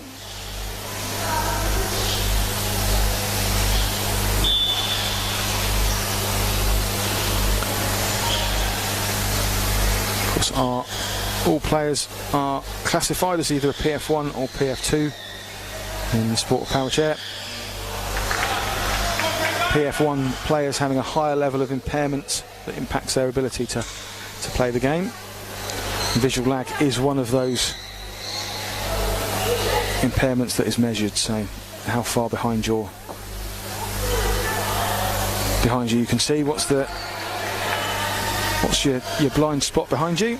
The greater your blind spot, the higher the chances you'll be classified as a PF1. So it is taken into account in the sport. Teams are allowed a maximum of 2 PF2s on the pitch at any one time. So those of you that are reasonable at maths will then work out they've got to have at least 2 PF1s on the pitch if you've got 4 players on. And an absolute carbon copy of the first goal, opening goal from the first couple of minutes, gives Greenbank the lead again. A kick in from Bush Platt at the side. Space made by Liam Ashton in the area, and the ball with lots of power finds its way to Ellie Curran at the back post, who with 2 shots and 2 goals is on fire in this game. Absolutely smashed it into the goal with less than 2 minutes to go, giving her side a tremendous chance of the 3 points, but Norwich pushing really hard. Balls in and around, bouncing in the area. Both George and Barnard in there. Coleman at the top trying to put it back in the mixer. The game's pace has picked up, but is slowed again with a 2-on-1 awarded to Greenbank against George and Coleman by referee Mark Harrison. There could have been 2 or 3 occasions, I think, in the build-up to that awarding. It could have been just a 2-on-1. Frantic and frenetic play in the box. Bush Platt sends the ball back to Liam Ashton from the free kick. Liam Ashton tries to drive the ball up. This is good from Greenbank. They want to keep the ball slow, keep it wedged between chairs. Although Liam Ashton's peeled off there at possibly the wrong moment. Norwich almost put together a combination. Johan George had pulled the ball back to Mike Coleman, and his full spin didn't quite rotate in time. So the contact with the ball sent it flying back towards George rather than towards the goal. This is not the safest looking setup for a kick in for Greenbank. It's going to have to go down the line. Liam Ashton trying to control the ball with the side of his chair. Nervous moments for Greenbank as Norwich push for an equaliser. 8 seconds on the pitch side clock, plus any added time awarded by our referee, Mark Kerrison. Kick into Norwich. They're camped in Greenbank's half. Coleman fires the ball across, but well read by Bushplatt, who's able to front bumper the ball all the way back up the pitch into the Norwich half. Mike Coleman, with a great bit of driving, picks the ball back up and drives it all the way back again. End-to-end stuff here. Taylor looking solid at the top of the box. Drives out of the box. Ashton now needs to be careful not to give a 2-on-1. But given against Taylor there, I thought that might have been forced on by Mike Coleman, but given against Taylor, so a direct free kick for contact. Spinning in, awarded against Taylor. Nothing left on normal time. In added time, it's 2-1 to Greenbank. Referee Mark Kerrison speaking once again to players about jostling for position at free kicks. Liam Ashton sat centrally, Taylor on the post. There's a gap. If Coleman can hit it hard enough and find Barnard at the far post, Ashton's aware that's going to go. Mike Coleman scuffs the kick, and with that probably ends any chance Norwich have. Although Mark Kerrison's checked his watch and decided there's still some more time to go. We've had 2 goals from kick-in so far. Could this be another one? So, referee Mark Kerrison not happy that Bushplatt was 5 metres from the ball outside the area. There is a little bit of space between Liam Ashton and the post, and Liam Ashton and Taylor, the goalkeeper. Can they find a gap through there? Johan George fires directly at Liam Ashton's chair. That'll be the last bit of action for the game. 2-1 Greenbank.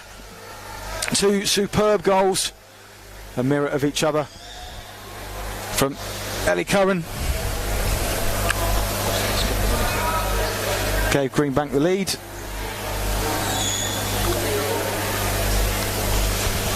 Final score 2-1 to Greenbank against Norwich. Great game. See you soon for our next match.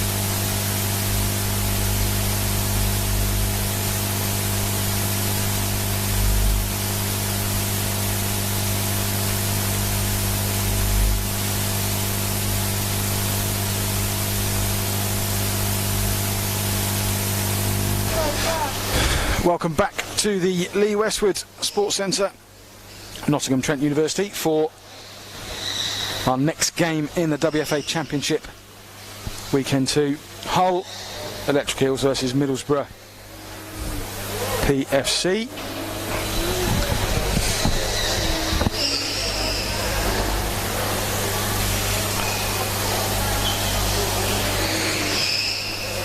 Steve Baxter, our centre referee today, just doing the toss between our two captains.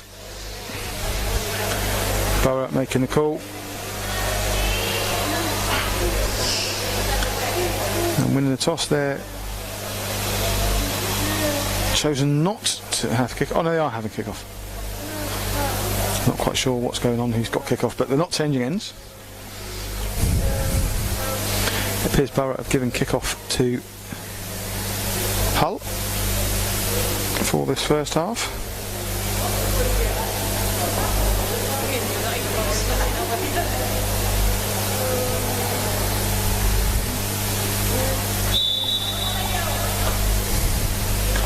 And Cole Simpson from Hull gets the game underway with a kick-off that goes straight down through the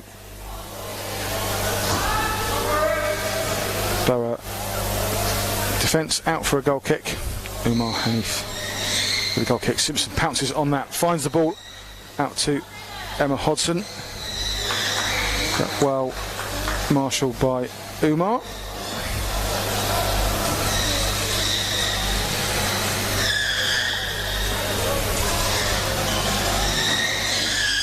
Tough contest, wheels squeaking already. Cole Simpson's got his way past Umar Hanif and is now one-on-one with McNichol in the area, but McNichol shows her experience, drives the ball out.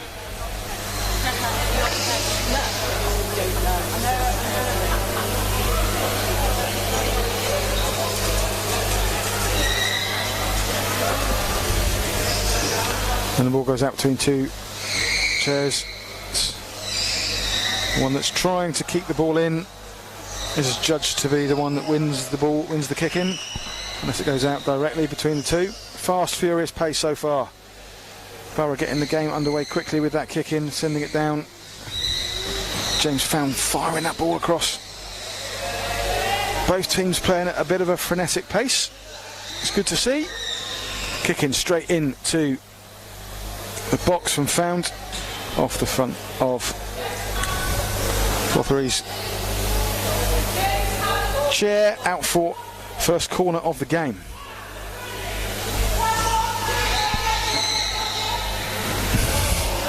James Found very enthusiastic, but Steve Baxter hasn't even got the posts finished being reset yet after they got moved in that scenario. Assistant referee Mel Bolt going down just to say calm down and wait. We're good now, we're ready to go. James Found. Good corner, beats the first man almost, but Cole Simpson did get a touch, pushed it out.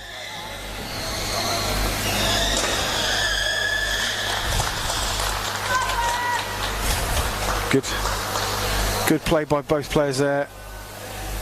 Steve Baxter just asking his assistant referee what happened. Ammon consulted. Kicking goes to Borough.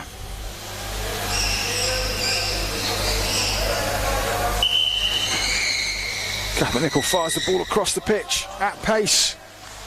James Found added a bit more, fired a shot towards goal, but just past the post. Young Sam McKay couldn't get a touch to direct it back in goalwards. This game is shaping up to be a belter. 3. Good pace on the goal kick. Touch on from Cole Simpson up to Emma Hodson. Fast and frenetic exchanges of possession and play. 2-on-1. Spotted by our referee Steve Baxter against Lambert and Simpson. McNichol then into Found.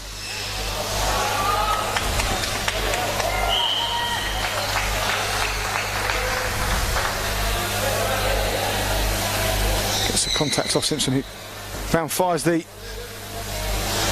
kick in straight across the back post to Sam Mackay, but fortunately Cole Simpson was aware. It's rebounded out to Lambert, who's taken the ball all the way up the pitch. Hanif and McNichol have to do a bit of driving and to avoid a 2-on-1 there. McNichol, of course, being the designated goalkeeper, so she can give away a 2-on-1 if she's not in the box. Hanif acutely aware of that, as was McNichol, so a bit of evasive driving to get back into a sensible position, as they've done. James Found now at the top of the box for Borough against Cole Simpson.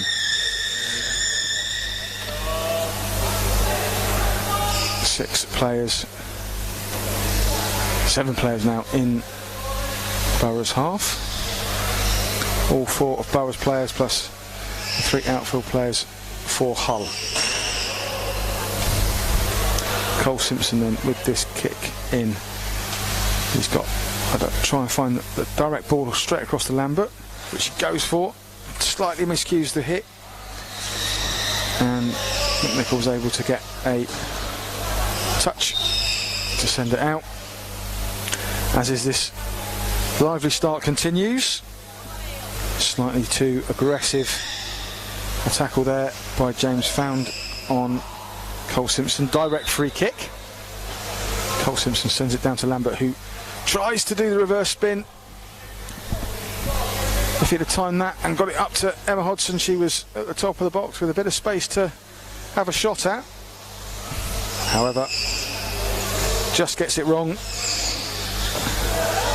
Simpson intercepts that goal kick from Hanif, sends it to Emma Hodson, but the front bumper across the pitch to Lambert is too acute an angle and goes out. This game is continuing at a pace. Ball goes down for kick-ins and it's being taken very quickly. That time by McNichol, gets a rebound off of Lambert's chair, who was still driving to get back into position. As advanced Borough up the pitch. So James Found at the top of the box at the back for Borough. McNichol tries to force it through that gap. Lambert stays solid. Doesn't move. Could go to Mackay this time. Cath this time. McNichol this time finds the gap, but not at the same pace.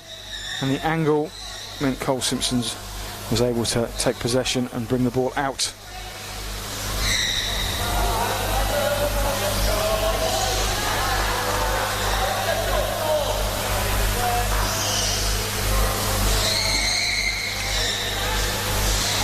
Fast pace again. Not sure Lambert got the required 5 metres at that point, but it's come off his chair, and Borough now have another kick in, this time with James Found just inside the Hull half. Sends it into the middle for Cath McNichol, who sends it back. It's being closed down by Lambert.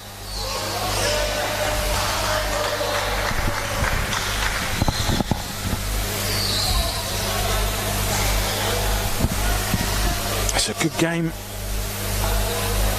so far. High energy, good pace.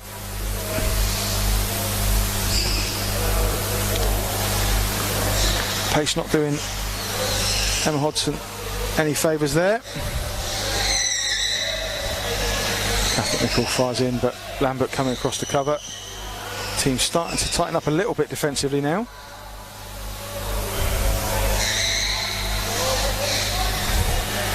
The kick picks off to James Found. It comes off of Cole Simpson's chair.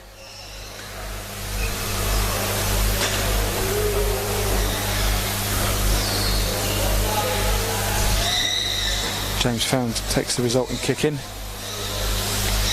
and Borough gets set. McNichol looks to find McKay.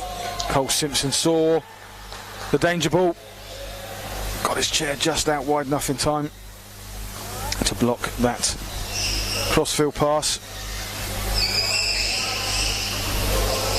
Borough looking threatening.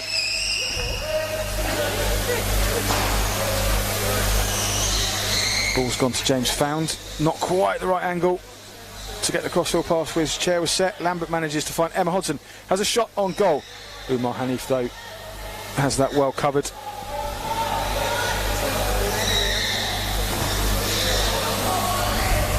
brings the ball out and brings Borough up. Nicol and Hanif swapping roles temporarily.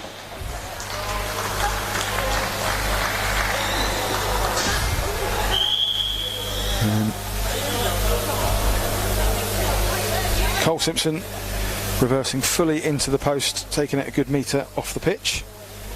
Our nice brand new shiny posts that are heavier than our older models and slightly taller as well for safety reasons.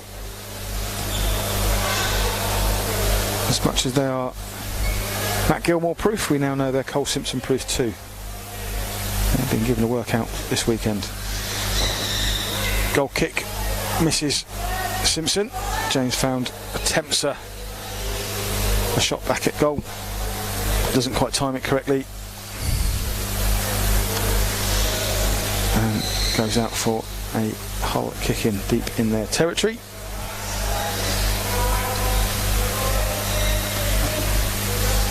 Cole Simpson tries to send it down the line, slightly miscues it and sends it out of play to start with. First substitutions of the game.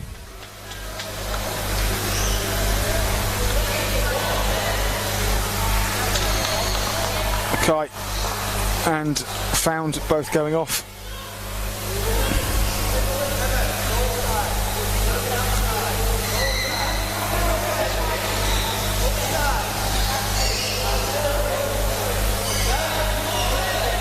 Forster and Renton coming on. Nichol's got that ball all the way through for Forster, who was facing forwards. I suspect coach of Middlesbrough, Kaz, would have been wanting him to be in reverse to receive the ball there. Simpson sends it into Hodson, who drives it up, meets McNichol.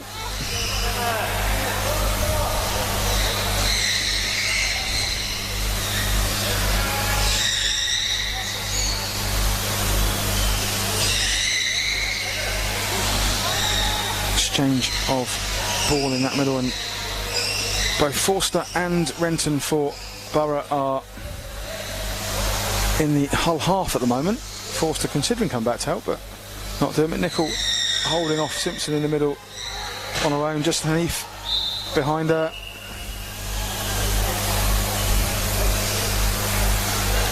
And doing so made a slightly heavy contact on Simpson. Hull direct free kick. Forster has come back to help out defensively now. It'll be Simpson with it. Lambert trying to find some space and to block off in the box. Simpson then not struggling to decide what to do. It's a direct shot, or direct free kick, so he could have a shot. He's being told to hurry up by the referee, Steve Baxter. Borough's defence was solid. The kick bounces off McNichol and Forster follows the ball all the way up the pitch and into the Hull penalty area. Can he get a flick out to McNichol? He can. Not a lot of space for her though. She tries to put it just back into the wing position without too much pace so that Forster can keep the move going, but he was unable to adjust his chair quick enough.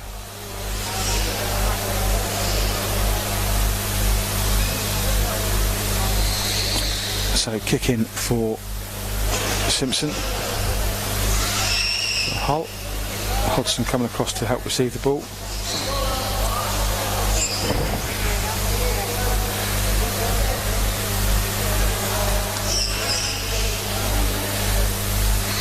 So coming there, Simpson sent the ball down the line, and Forster wasn't the required 5 metres, so a retake is being given. Simpson looking to dummy to Hodgson, try and get Forster to move. He read it though, but couldn't prevent it from going out again for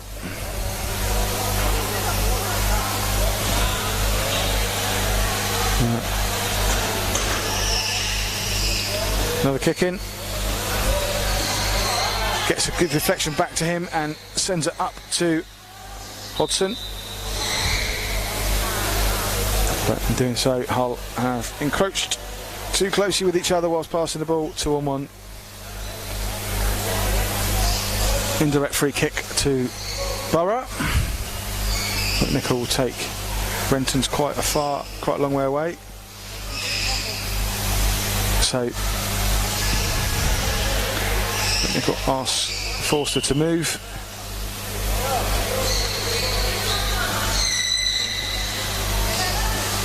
Which he does.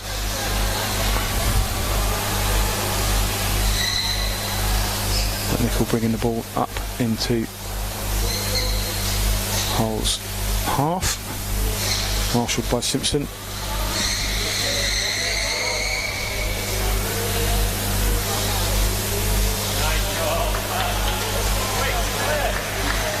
Cole could take a quick one here and try and find Hodson. He's been a bit slow. The ref, his coaches were shouting for him to do so.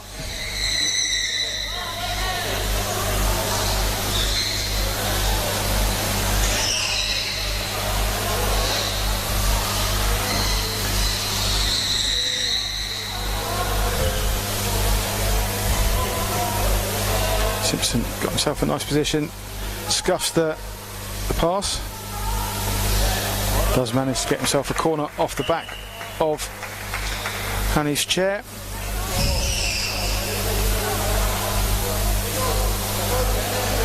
Hold on with an opportunity here. Lambert's going to be taking the corner. Hodson in the box and Simpson lurking at the back post.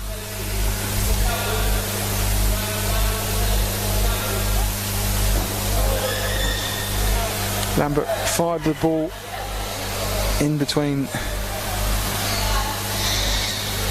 or attempted to go between the defender and goalkeeper for Borough, but unable to. Steve Baxter telling the players, ball's got to be rolling or we'll stop play.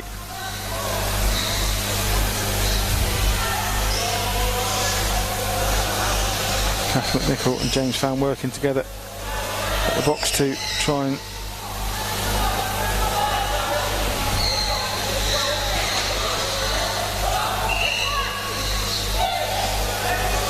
Forster's done really well to bring the ball all the way up. Cole Simpson eventually gets it back off him. Runs straight into McNichol.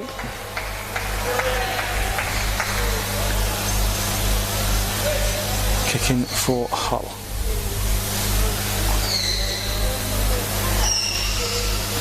Forster trying to cover both Lambert and Hodson as options.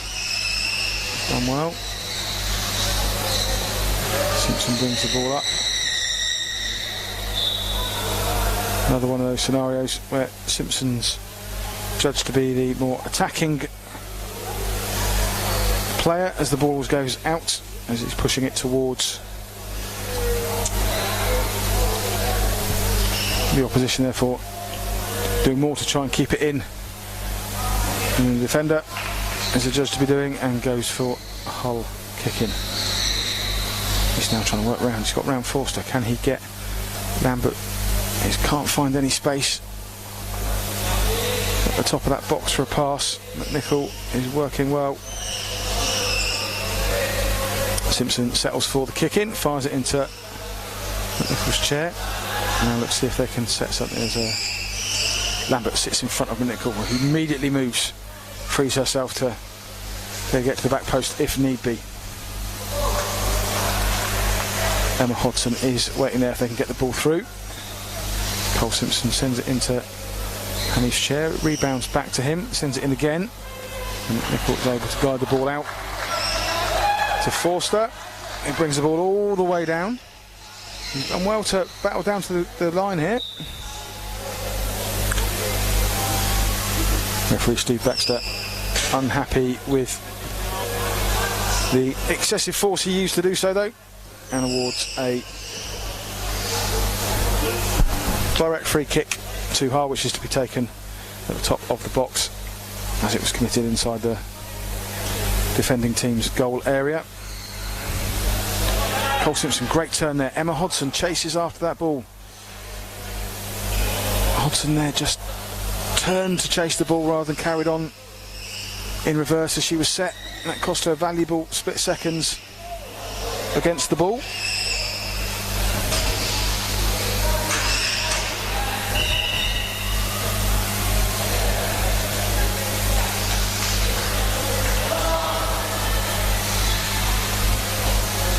Kick into Barrett, taken by Umar Hanif into McNichol. Cushions the ball on the side of her chair and then attempts to take on Hodson.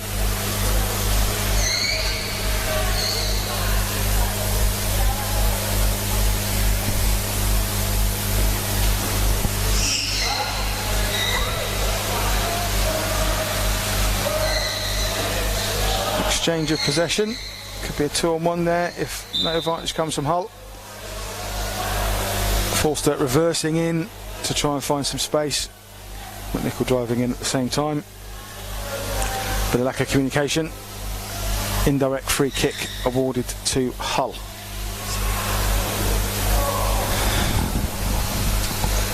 Quick conversation between Simpson and Lambert as to what they want to try.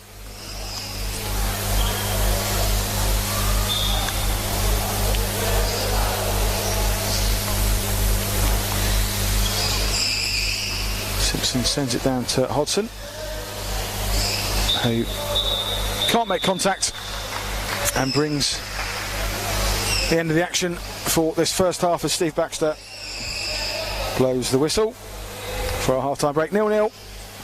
Entertaining game, played at a good pace so far. Can we have the deadlock broken in the second half? Join us shortly to find out.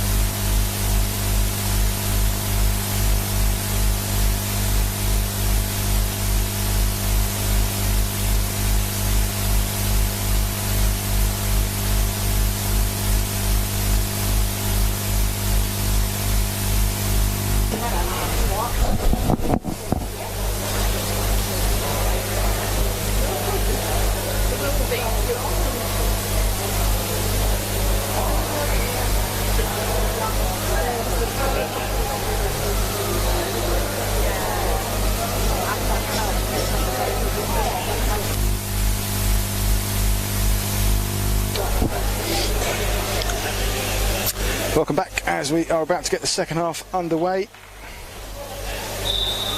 for this game. Middlesbrough with the kick-off.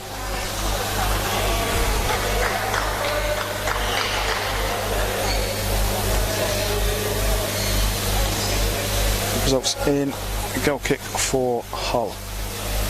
3 changes at half-time. Lee Brennan on for Emma Hudson for Hull, and a reverse substitution that was made in the second half for Borough with...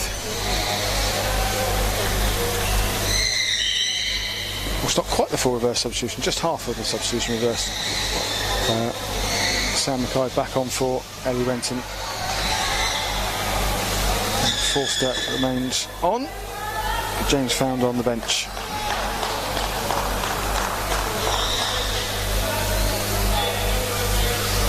Set ball called by our referee Steve Baxter.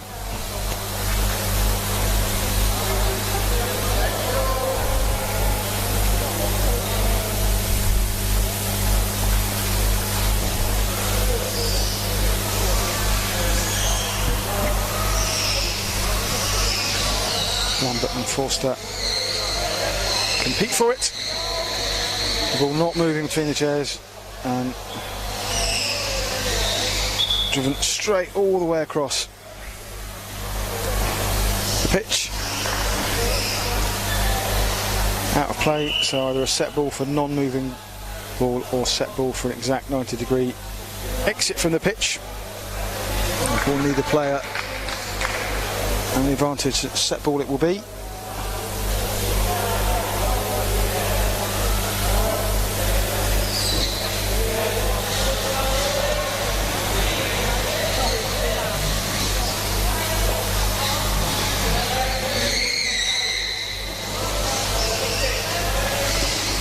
Simpson to Brennan, intercepted by Forster, out for a Hull kick-in.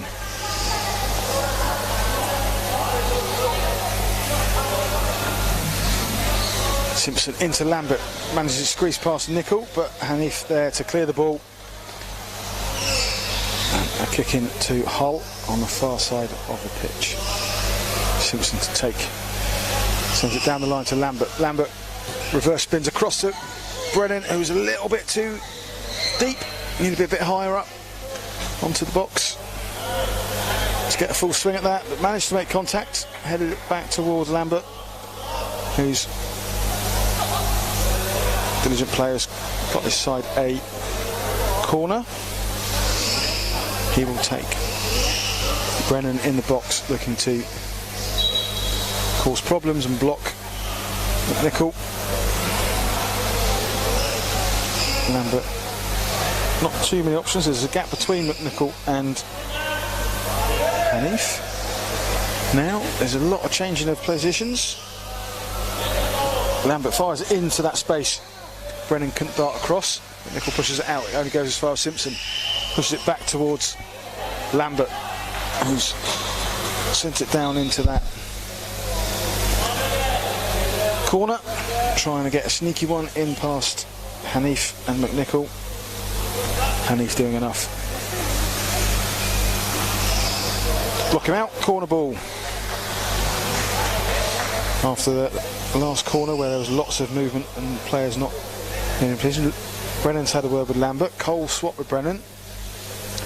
Steve Baxter asking players to calm down. There's a lot of movement from Simpson and McNichol trying to wrestle for space. The ball gets side into Simpson, who has a shot, but Hanif was unmoved, defended it well. Eventually comes out to Brennan, who wins the kick-in off of Forster. Tense moments in these opening few minutes of the second half. Hull putting Borough under pressure. Players jostling for advantage in positions a lot. Simpson trying to take advantage of Brennan and McNichol, trying to find a space in that box each and firing it between him, but Hanif focused on the ball. Simpson then looking at potentially Lambert now. McNichol aware that's where it could go. dummies and fakes. Ball goes in, up meets the solid Borough wall, defensive wall there, and Luke Brennan then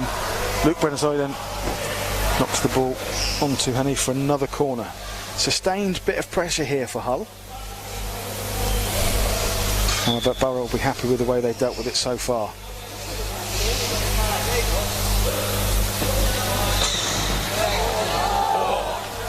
A phenomenal idea there by Cole Simpson, an attempt at something dramatic. Dummy towards the ball, then let it go past him, reversed. And tried to do a full sweep, but the power of the pass was just too much for him to catch up with it. Would have been a bit of magic from the Hull captain if so. Pressure continues though. Another kick in on that far side. Simpson to take down to Lambert. Fires the ball back to the top of the box. Looking for Brennan or Simpson. The power was a bit too much for Brennan. Careers off the front of his chair, up the pitch for a kick in to Borough.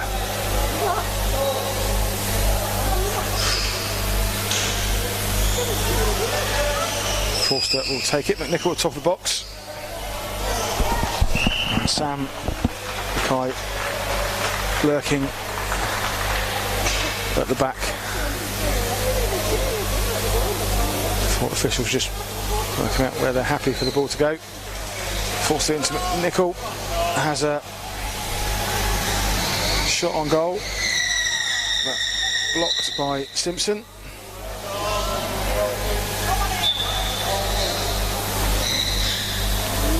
Simpson drives the ball out. Matched by McNichol. Wins the kick in.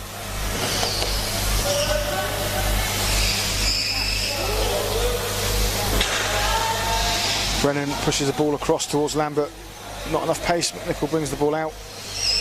Tries to drive up the line, but couldn't quite get a chair around it.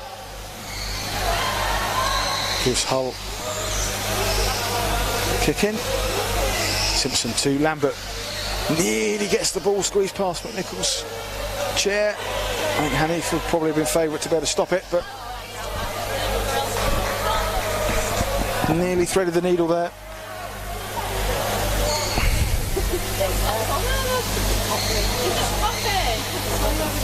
Corner ball, so the jostling for position will continue. Luke Brennan in a slightly unusual position. Ball trying to find Cole Simpson. I think Luke Brennan was trying to block Hanif, but he drove around him, came out and collected the ball from that corner. Simpson now. Close contact manoeuvres inside the box with Hanif and McNichol providing a strong wall for Borough. Staying connected. Simpson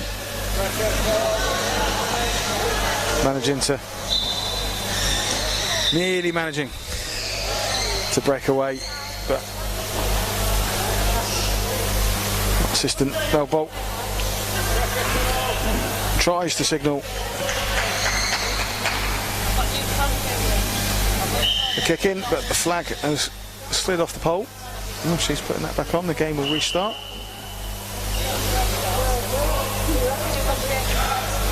Cole Simpson instructing Lambert to move into the box, try and block and create space.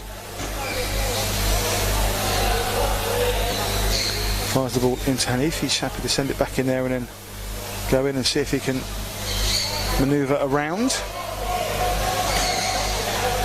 Ball bouncing out and allowing Forster to move up the pitch. Support of McNichol.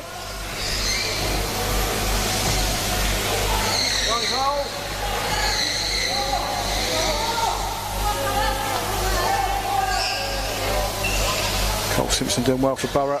for Hull up against Borough. Defence here, he's found himself some space. Snuck a ball through to Lambert. Can't get a clean contact.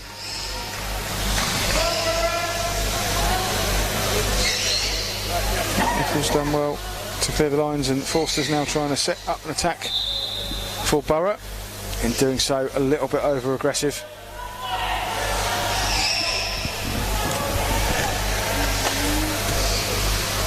Resulting in a direct free kick for Hull. However, double substitution for Borough. Renton and Found on. Forster and Mackay off. James Found had a great opening start.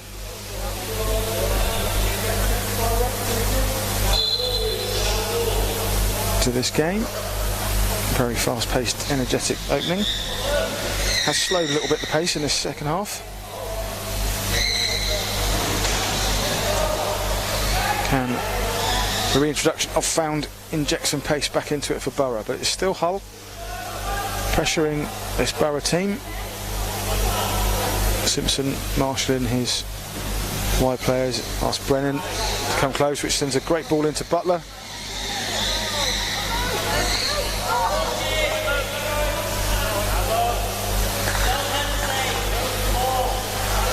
But not been able to capitalise. Borough do well, get themselves a kick in. Lovely control by McNichol, just to take the ball on the side of her chair and drive out of the area.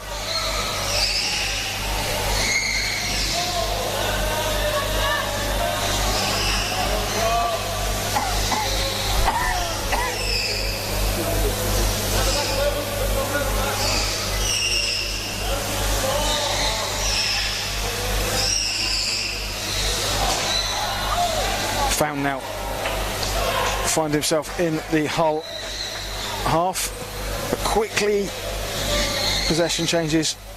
Simpson drives up the pitch, wins a kick in, sends it to Lambert. Lambert can't quite control it, so McNichol fires in to space. Cole Simpson takes a touch to Lambert but can't quite find it. James Found does well to get the ball back to McNichol. Play breaks down just a little bit though, the passing, and kick in to Borough. Taken quickly by McNichol, and flag almost stops play, but referee Steve Baxter's not a safety issue. Carry on. Lambert brings the ball into the area, up against McNichol. McNichol does well. James Found takes over just outside the box, drives the ball up the pitch. Against Lambert, he's come off the better there, takes it on to Simpson. Ball pops out to McNichol. Can she find a pass to Found? Not quite. Touch off Simpson. And then Brennan lets the ball roll onto Butler. Onto Lambert, sorry.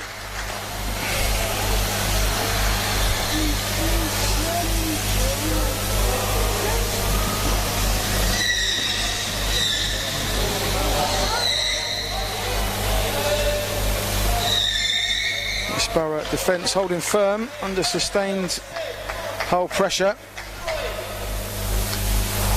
Our coach is encouraging their team to work a bit harder to try and find a gap, find a solution to how to unlock this Borough defence.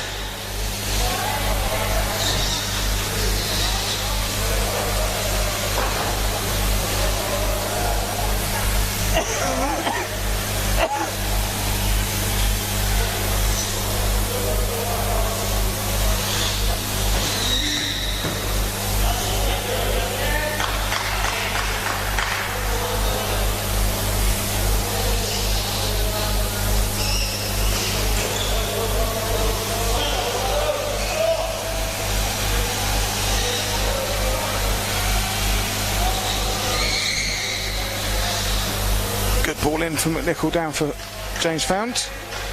Can't quite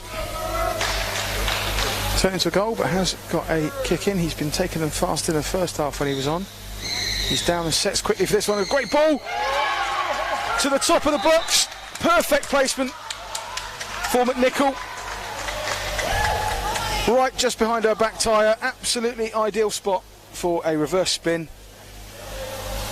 And she slots it into the bottom corner. A great finish. Slides past the front of Cole Simpson's chair. Borough against the run of play in his second half take the lead. 1-0 Borough. James Found, being reintroduced, has injected a bit of pace into the play.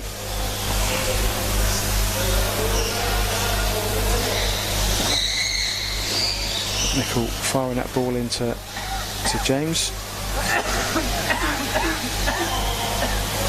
Well, a search for a second to seal the game. As Lambert brings Hull down, looking for equalise. This game's tied for so long. Only 3.5 minutes left on the pitch side clock.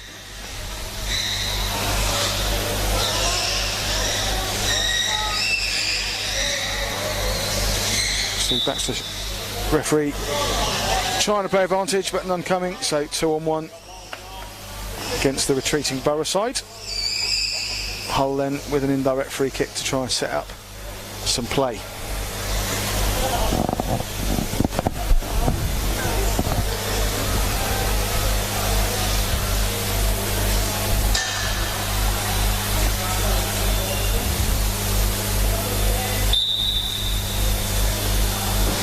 Simpson down to Brennan. He pushes it back to Simpson, who's trying to force that ball through a gap into Lambert. Seemed like a rehearsed play, but McNichol and Found doing well. Found needs to be careful not to get into the box here. Borough trying to work it so that Found can be the one that takes the ball out. But Simpson's found a way round McNichol and put the ball between him, between Hanif and McNichol, and it couldn't quite get it across to Luke Brennan. Apologies, Luke. Your dad's not that good at power chair. Fine treasurer though. Speed of the game's picked up again now. Nickel looking for spaces.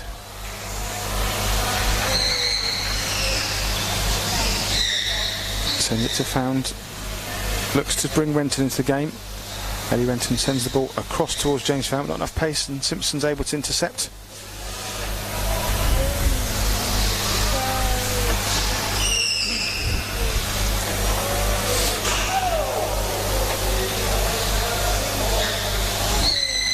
Nickel sends the ball in, reversed by Lambert, misses the ball entirely. It goes through to Simpson, who can only push it out towards Lambert, who's still getting his bearings after spinning out the wrong way. Kick in, the consequence for Borough. I'll be happy keeping the ball up this end. But Lambert gets a lovely touch and deflection to send Luke Brennan off down the wing for Hull. Can't quite keep control of the ball as it runs off the front of his chair. Giving Borough a kick in.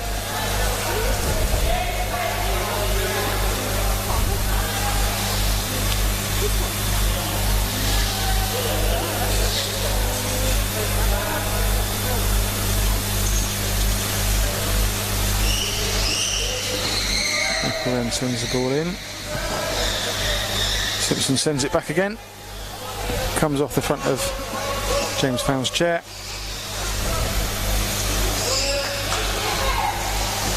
Kick into Hull. To be taken by Simpson down the wing to Lambert. Lambert trying to find Luke Brennan. He does. It's the second time I've done that, Luke, sorry.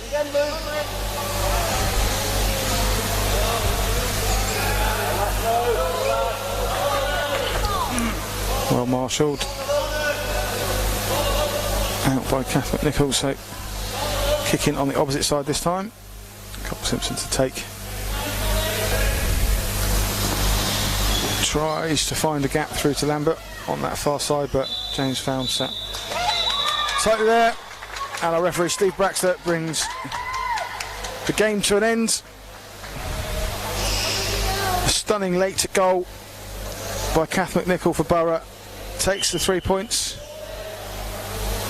in a game territory wise dominated by Hull, but not able to make a clean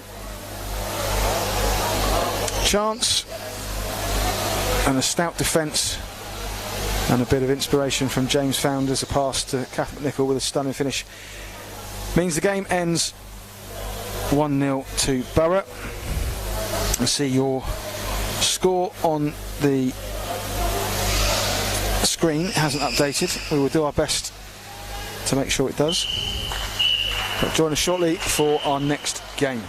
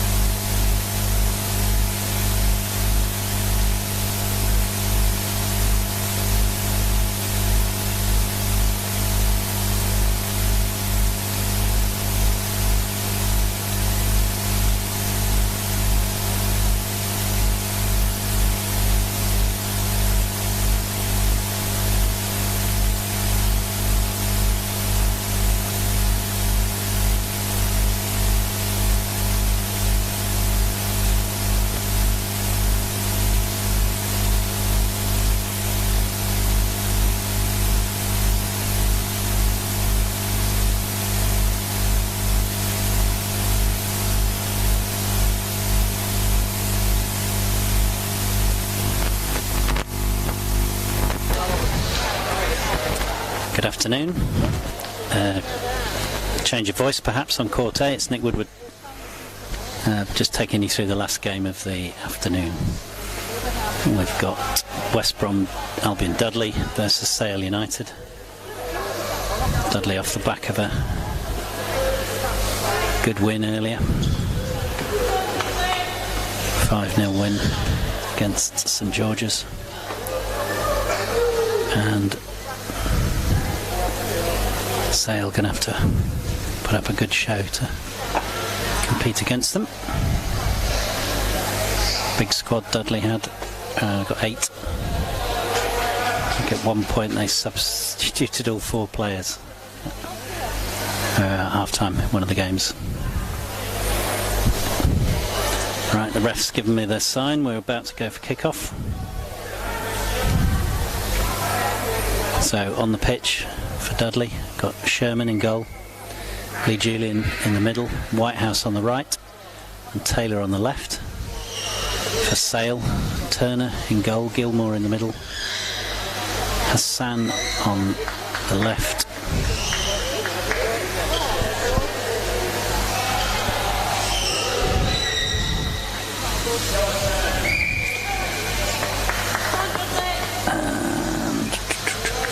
I think that's Whitworth on the left. I'll double check, but I'm pretty sure that's Whitworth. On the right, rather, for Sale. So game underway.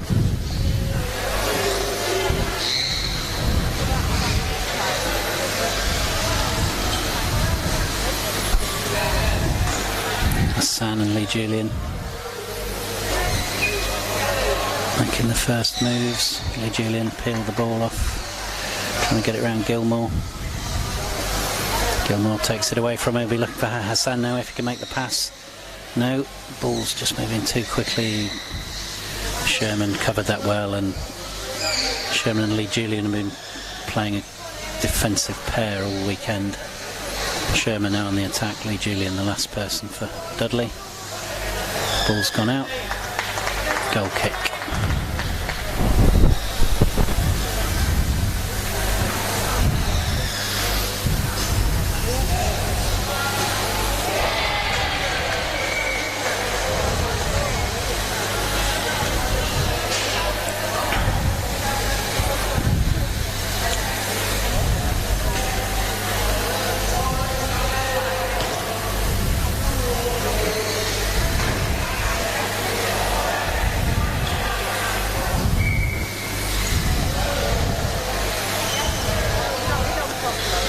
Whitehouse with the ball, trying to take it round Gilmore. Not sure he's going for the post or the cross, but it's... Oh! Gillian would just... I'm not sure if that was a shot or a cross, but didn't quite make the goal and missed Taylor. Good pace on the ball.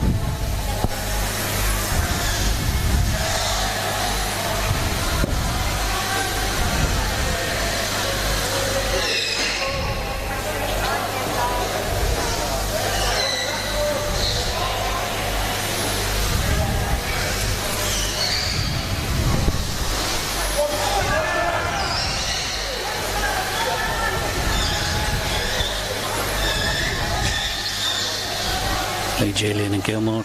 Lee Julian picks the ball off the bumper. Great pass to Gilmore. Hassan, I think he's trying to put it into Whitworth's path. Didn't quite make it. Lee Julian and Hassan working off each other, but Gilmore for Sale. Tapped away, given us a goal kick, isn't it?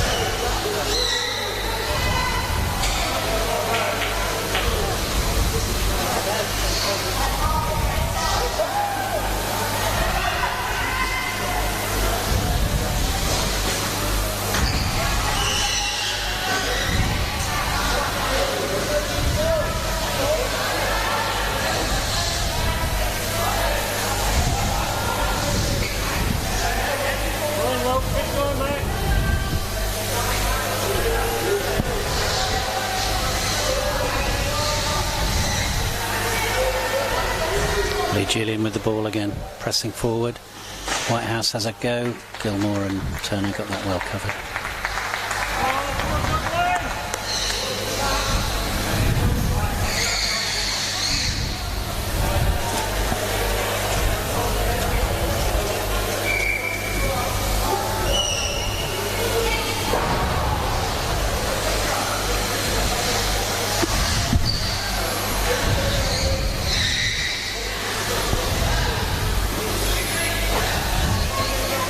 Cross from Lee Julian, well cut out by Gilmore. Gilmore now pressing down the Sale left wing. He's got two options if he can find one. Hassan. Sherman does well to cut that out. Now puts Dudley on the attack potentially, but Hassan's cut her off.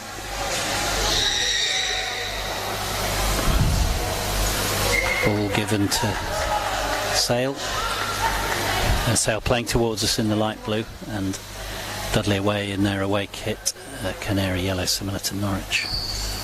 Playing away from the camera. Hassan, nice cross ball, didn't quite connect as required. Gilmore to Hassan, back to Gilmore. Gilmore looking for Whitworth. No, he sets himself for a shot. Oh, they have to be very careful here, Dudley. Sherman's done well now, the ball, taking the ball away.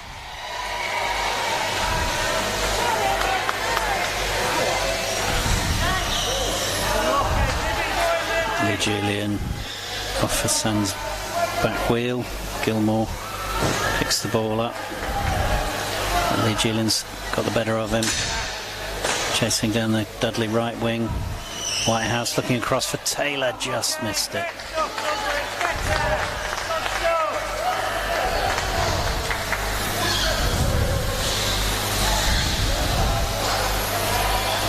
Jeff Lewis, the ref, placing the ball there for a kick. Hassan taking the kick. Hassan and Turner positioned quite defensively there to protect a return ball from Dudley. Gilmore plays it well to Hassan, to Whitworth, but Lee Julian intercepts. But probably territorially, Sale had the best of the game so far, but Dudley looking like they're slowly sharpening up, just creating chances. I said Dudley off the back of a good win earlier. Gilmore well intercepted by Lee Julian. Again, Lee Julian takes the ball away from Hassan's pass. Now 3-on-1. Now got to make something of this. Turner's read it. Turner's read it. Whitehouse tries to go and he sees it out. So corner for Dudley.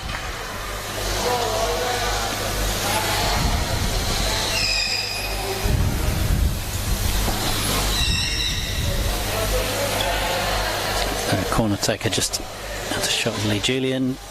Whitehouse, not sure what he was trying to do with that. It's gone back to Lee Julian though, so she's trying to take the ball away from Matt Gilmore, but he's got it under control. Hassan got Whitworth on his left. Taylor plays it back to Lee Julian. She takes the ball beautifully around Gilmore, Hassan, but Gilmore intercepts again. Again being played at quite high pace, but neither team quite managed to get a set of passes off yet.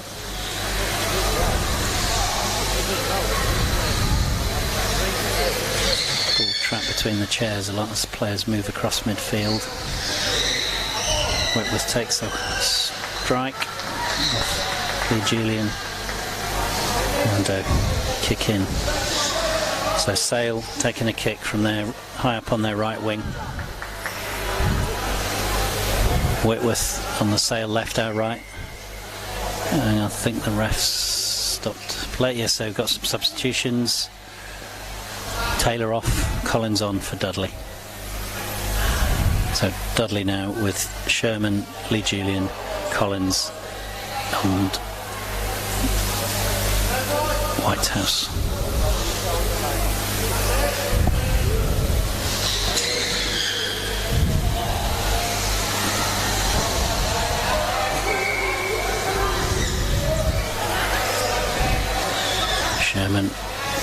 take the ball away, but Gilmore blocks her. Tries to get the ball round him. He's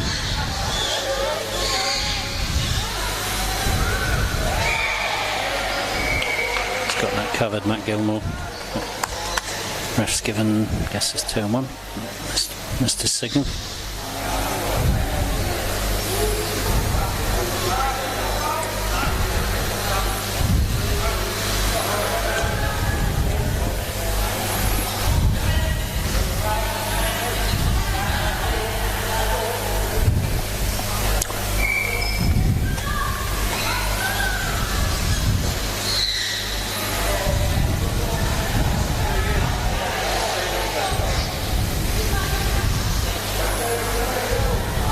Julian takes a kick quickly,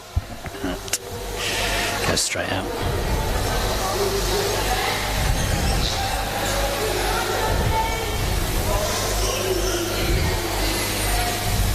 Hassan's going to take the kick. Whitworth and Whitehouse exchanging positions. Whitworth for Sale, Whitehouse for Dudley. Goes behind Whitworth. Gilmore picking it up.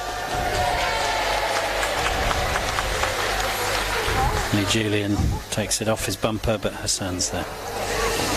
Again, both teams really just not quite playing in the middle two-thirds.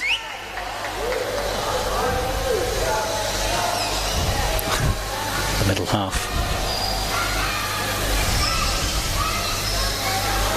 Just neither team really able to create a chance since a couple of shots early on from Dudley. Now here we go again, Whitehouse. Back to Collins. I think perhaps he needed to be set for a strike there, but he's trying to play it back to Lee Julian. She's got it again. Gilmore, Lee Julian with a shot. Whitehouse. Oh, sorry, that was Collins, but off the post and gone for a corner. So a chance for Dudley to set up for a corner now. He's going to take it. So Lee Julian to take the corner.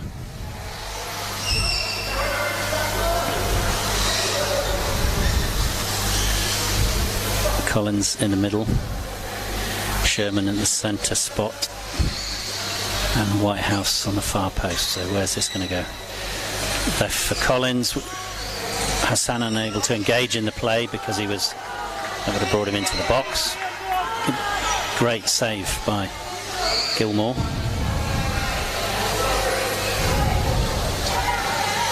Now Lee Julian taking the ball to the line with Gilmore. Across the play, Lee Julian. Hassan looking to find Whitworth, nice ball. Whitworth trying to send it back, but it's gone out. So it's kick into Dudley. A lot of noise perhaps, I'm not sure if it's coming through the mic from court B, where Nomad Knights are currently 4-0 up in the first half against Nottingham Forest. Nottingham Forest had a tough time this weekend.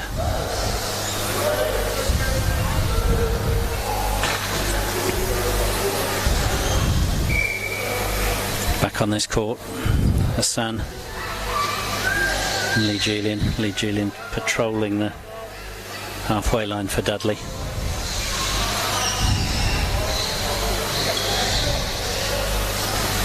Lee Julian to Whitehouse. Whitehouse looking for the near post. Just misses. Gilmore had it covered, but might have won a corner if it had come off Gilmore. Goal kick. So we've got Hassan and Turner setting up in that just slightly offset position. So trying to prevent the ball coming back too fast. Gilmore plays it straight to Lee Julian, who has a shot. Bumper to Hassan, I think trying to pick it up off his bumper. Lee Julian with a shot again. Turner just has to touch it to see it out. Had to make sure there.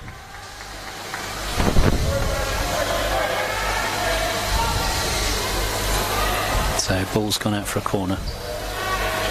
Lee Julian will be the corner taker as usual. Lee Julian with the corner.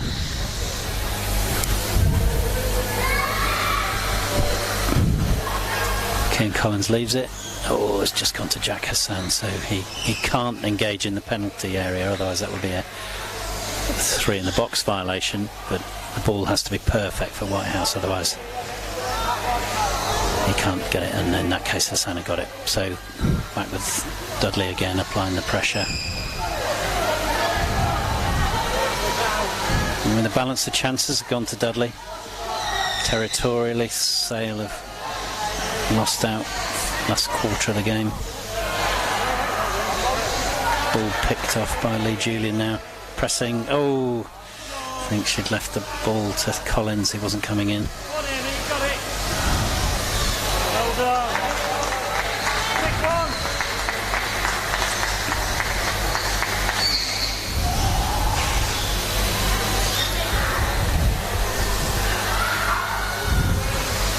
Lee Julian looking for Whitehouse, but easily intercepted by Turner. Hassan and Sherman now working off.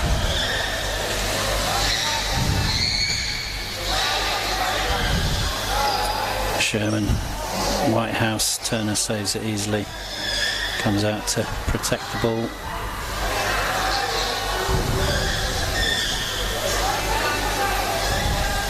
Sherman, Turner. Nice touch by Collins to set Sherman up. Must be 2 on 1. Ref, why does he let that go? No.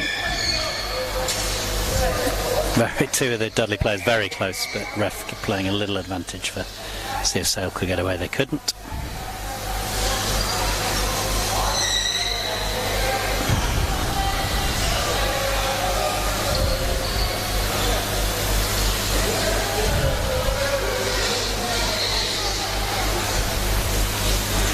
Turner with the kick for Sale. All his colleagues relatively close. Lee Julian tries to intercept. Vital that once Gilmore had got it, she kicked that away, otherwise he would have been in on Sherman in the Dudley goal. Kick in, Lee Julian.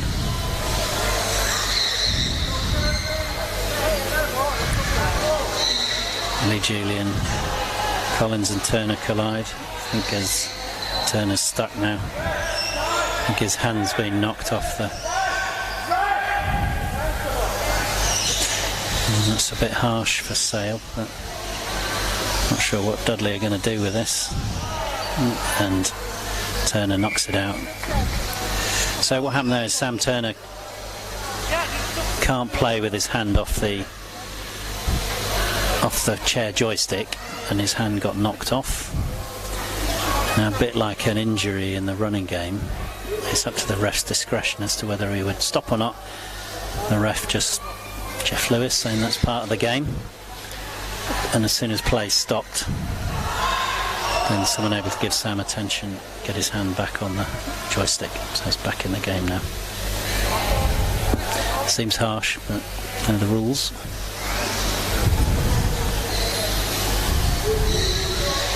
It would have felt really tough if a goal had been scored, but clearly that ref was letting it play on with that being a possibility.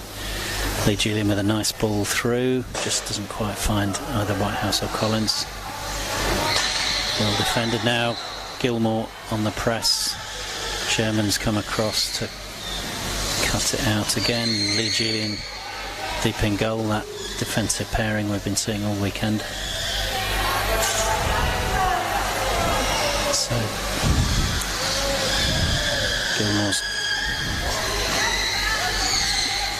found his colleague Hassan, teammate Hassan.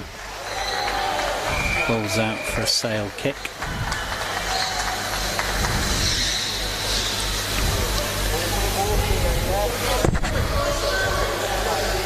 So we've got Gilmore with the kick, Whitworth on the far right for Sale, and left on the screen. Found Whitworth. Can Whitworth find Hassan? No, Whitworth's miskicked, so it's with Whitehouse back to Sherman. Sherman back to Whitehouse. And can they... Oh, Sherman's got it luckily to Collins, but Gilmore's read the ball and back on it. And that's just too far in front of Collins. He can't do anything with that at the back post. Ref just resetting the goalposts, checking his watch. About a minute left in this first half.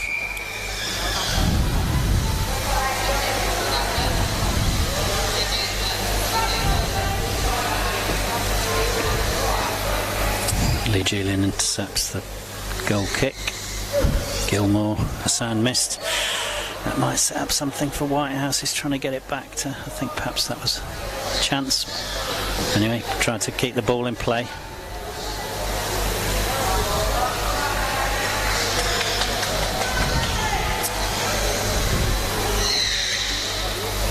So, kind of really, I think you'd be looking for the pivot off Sherman here. No gap to get through, and Turner's covered that easily. Hassan for Sale and Lee Julian for Dudley, facing off in the centre of the park. Lee Julian and Hassan just driving in across the pitch. Players trying to set themselves up for the next attack. Sherman, just be careful with the 2-on-1 with Whitehouse. Yeah, ref's given it. I think he might have let that go if Whitehouse had backed off, but Sherman brought him into play. Match clock's at 0. It's with the ref. Tiny amount of stoppage time, perhaps, for help Sam Turner with his chair.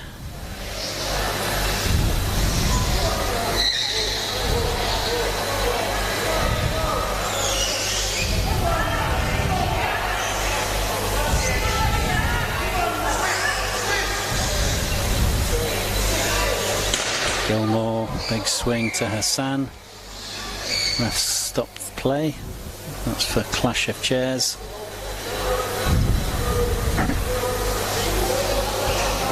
So Lee Julian with Dudley, probably the last player of the first half. Still 0-0. Dudley increasingly asserting their authority. Oh, that was a chance for Whitehouse, needed to connect and probably would have beaten Turner at the post. But there we go, 0-0. First half over. We'll be back in the second half.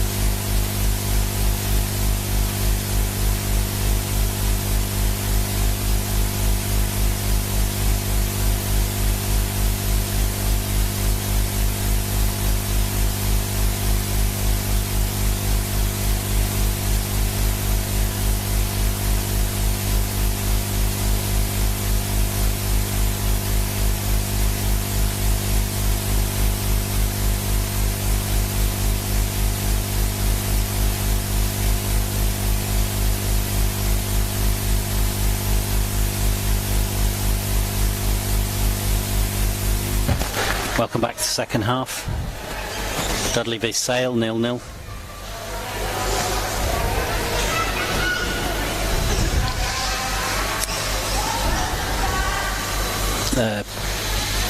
Clearly even Stevens on the basis of the score. Dudley perhaps with a little more of the play, possibly opportunities created, but no real pressure put on either keeper. A lot of the play through the middle of the park. So we'll have to give them there 2-1, I think.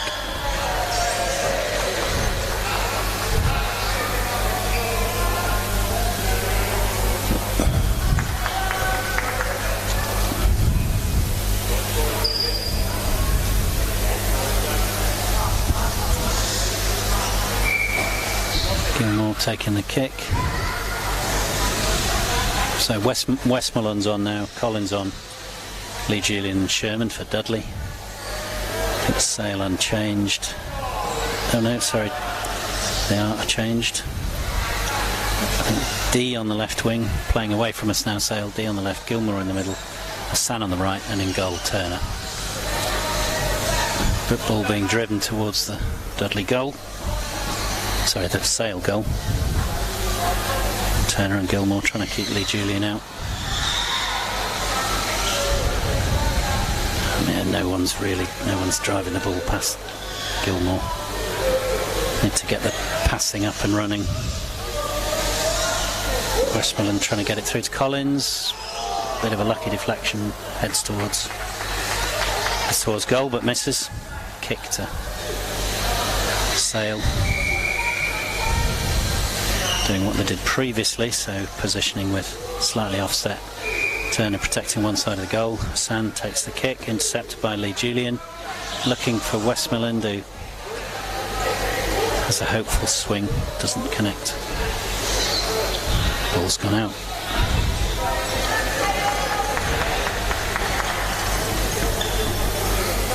Gilmore.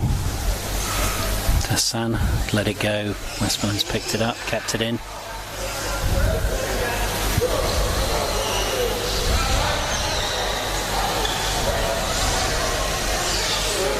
Westmoreland working hard, trying to create space, create difficulties for the guys marking him.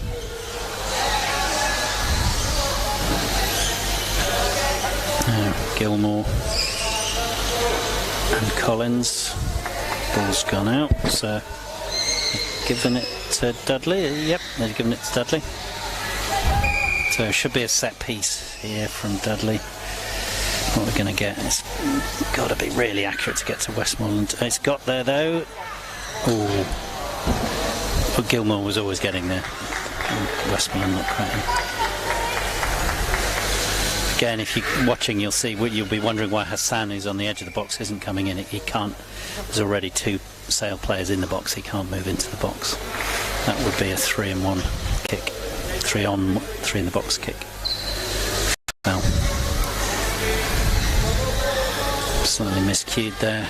Sale, so back with Lee Julian for Dudley.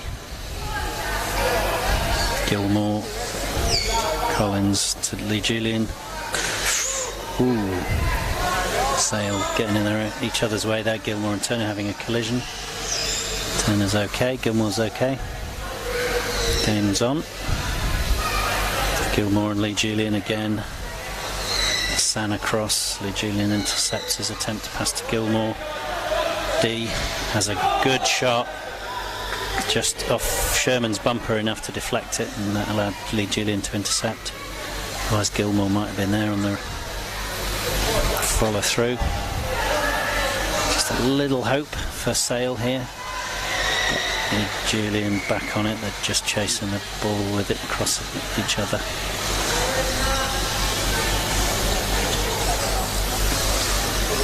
Gilmore.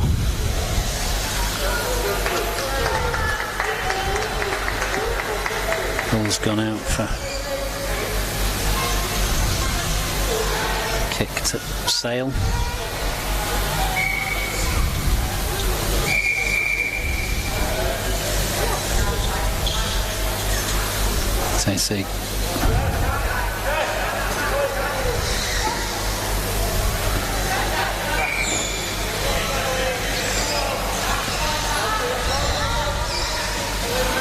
Gilmore getting intercepted by Lee Julian. D coming back, gets it to Hassan. Hassan looking for Gilmore. And both teams trying to put together passes, but just neutralising each other out in the middle of the park. D reaches for that well, but Lee Julian to Westmoreland just a bit too fast, but they're going to... I mean, that's the pace they're wanting to put on it. That wasn't an accidental pace. If that had got to Westmoreland and he can get it to Collins, there's no way that Turner in goal is going to be able to chase that both ways. Turner now trying to push it to Collins. I think the ref's, he's not happy with him driving the ball into the opposition player there. So no contact with each chair, but the ball being driven by Collins into Hassan's chair. Slightly uncomfortable there, just being resettled. Be a kick to Sale. Turner pressing up. Oh no, he's having a word with D. Sam Turner, the Sale coach, player coach. He's now heading back to goal. Who's going to take the kick? Yeah, Hassan with a kick.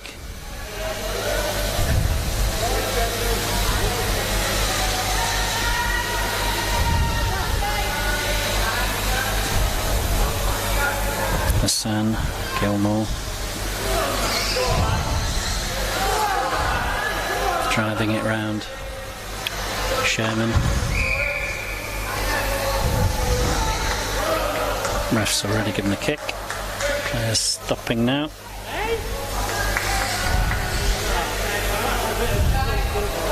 So chance on the edge of the box. Can Sale put together a set piece here? Gives them a chance. Had very few. Got to try and take it. Hassan, Gilmore plays it straight to Sherman. Should have seen that coming.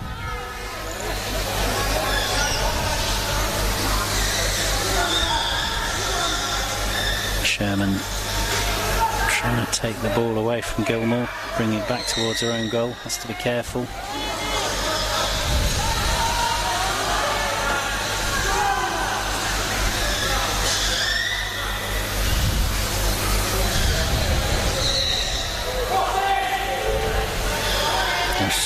Sherman and Gilmore just fighting for each other for the ball.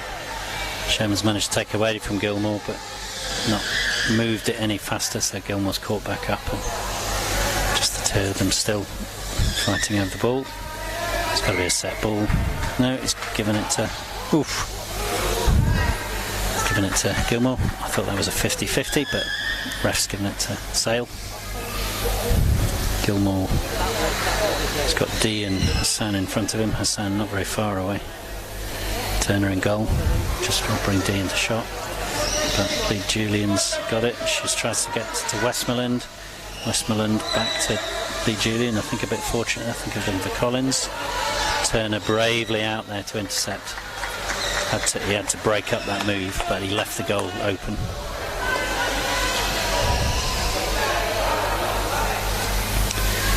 Lee Julian across to Westmoreland. He's got it. Oh, I thought he had to have a shot there.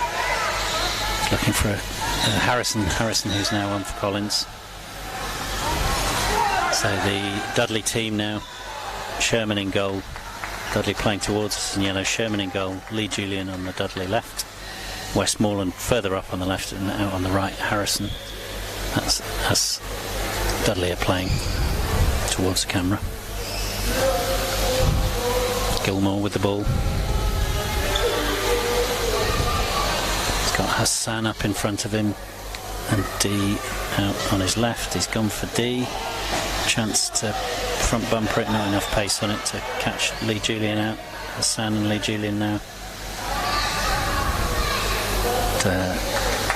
Hassan puts it out, so it's a Dudley kick.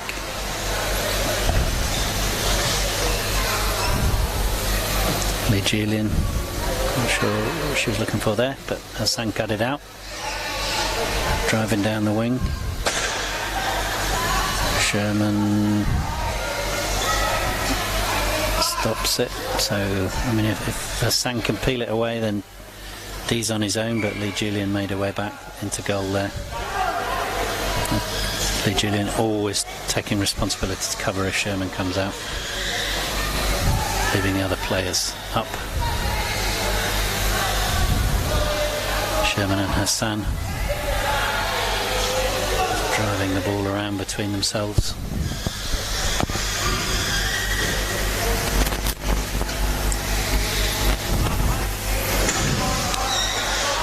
Sherman with the ball towards Hassan. Out for a Dudley kick.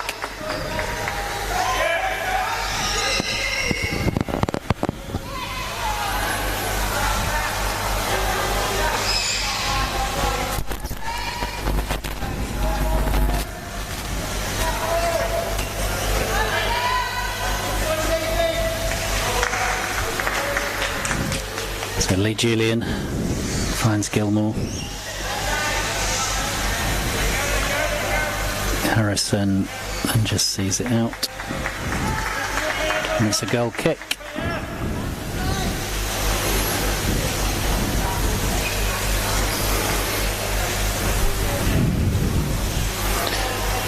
Mostly a game played across the middle of the park in this second half. Chance created for D that was well stopped.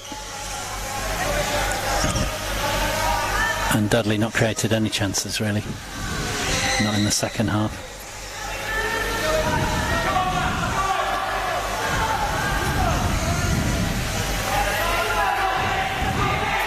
D, oh, I thought D might play it back to Gilmore, but he was moving out and Hassan was moving in, and timing didn't just quite work, but a good cross by D. Not able to capitalise it now. 3-on-1. Lee Julian taken down to the line by Gilmore. Shot by Whitehouse, doesn't quite connect. Now is he going to drive in? He's going to drive in towards Turner. What's the ref doing? If the ball's stationary for too long, it will be called up. Whitehouse trying to find Lee Julian. Oh, good shot. Ball went a bit high. What's the ref done? Oh, it's 2-on-1, I think. Is that unlucky for D with the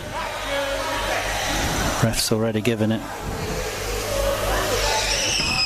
I mean, the ref had called that well before the ball went in, or the secondary play started, but might have been a case for advantage. Anyway, we're back on the edge of the sail box with a kick for 2-on-1 violation.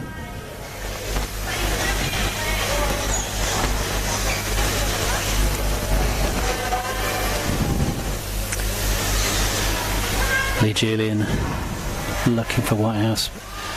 Hassan just sees him off. He's gone out for a sail kick.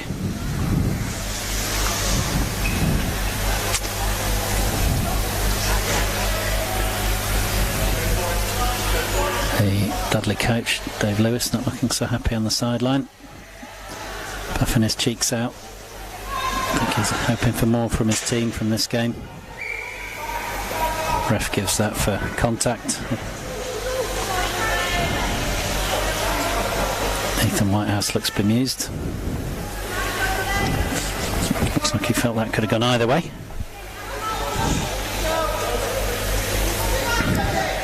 Lee Julian finds Ethan Whitehouse. Turner, the keeper's out. Ethan Whitehouse has his swings. Back with Dudley. What are they looking for from this? So Sherman's very deep. She's come up, but not really in play. Mostly protecting the advance. If Hassan gets it towards D, the goal's at risk. Lee Julian, Harrison, not strong enough contact, not fast enough, so Turner easily able to intercept that and take it out. Got a sub.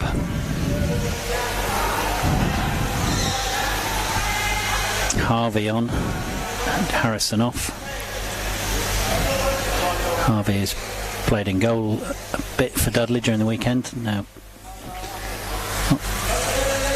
outfield on the left wing facing us. Lee Julian plays it to Gilmore. Gilmore back with Lee Julian and Gilmore.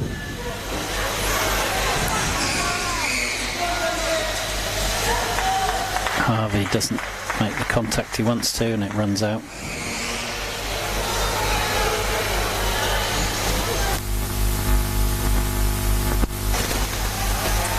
So less than 5 minutes left. Is there anything going to break this stalemate? Last game of the weekend on Court A. A weekend that's left Man United on top. Eels having lost their last 2 games. Man U having won all of today's.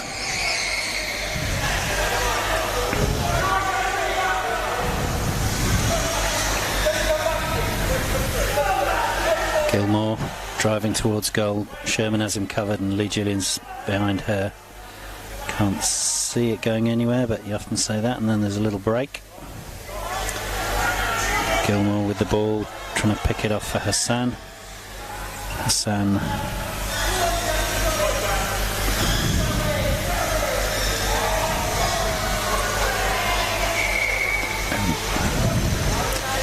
breaks for Sherman. He's now driving forward. Lee Julian taking her place in the goal, now steps up. Is there a ref blown? No. Oh, he has blown. Kick to Sale.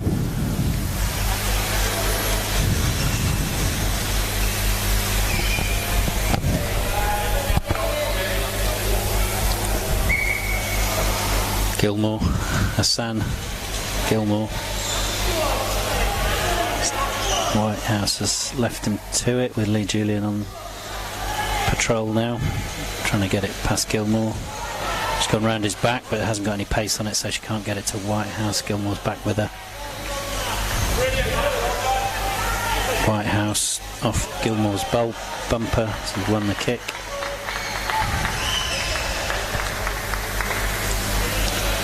Last couple of minutes.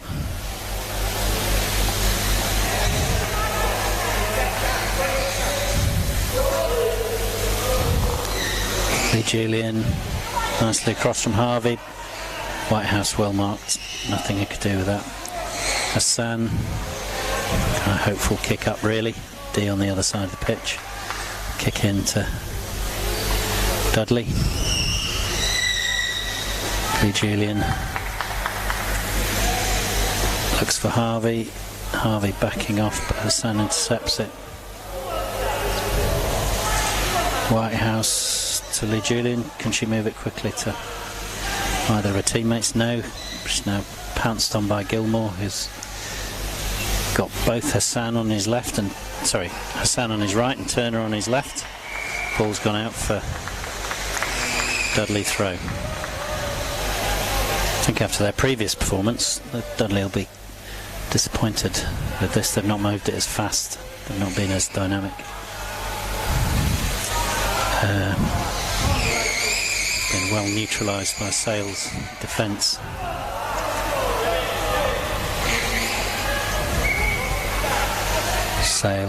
Gilmore for Sale to Hassan.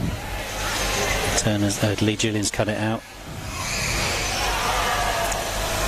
Lee Julian 2-on-1. He's given that against Whitehouse. So dying seconds, probably the last chance for either team. Sale with the set-up. Turner's very high. If this breaks badly, Ethan Whitehouse is in a position to capitalise. No one in goal for Sale. Turner finds Hassan. Hassan backs out the way. Harvey, he's trying to get it through to Gilmore, but Harvey's there. It's gone across. Gilmore with a chance. Through to Hassan. Can Hassan get it anywhere? Lee Julian's defended. Match clock's at 0. Possibly last break for Dudley. Got to get it away from Gilmore. Gilmore's got it covered. It's gone to Whitehouse, to Julian. Given a 2-on-1. The ball's actually crossed the line, but 2-on-1 given. That must be the final play.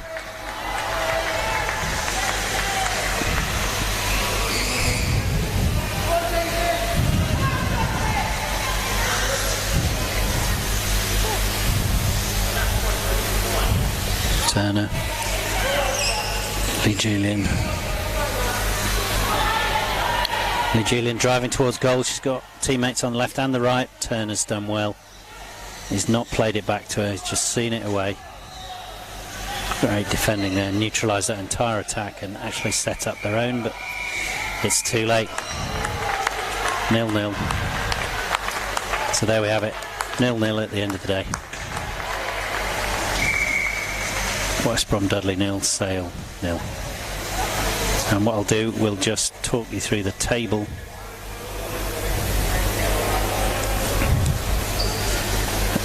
As it stands, I think, so Nomad Knights yet to finish, but currently winning 10-0 against Forest, who aren't having a great weekend. So Man U at the top, 22 points, and a game in hand. Eels next, 17.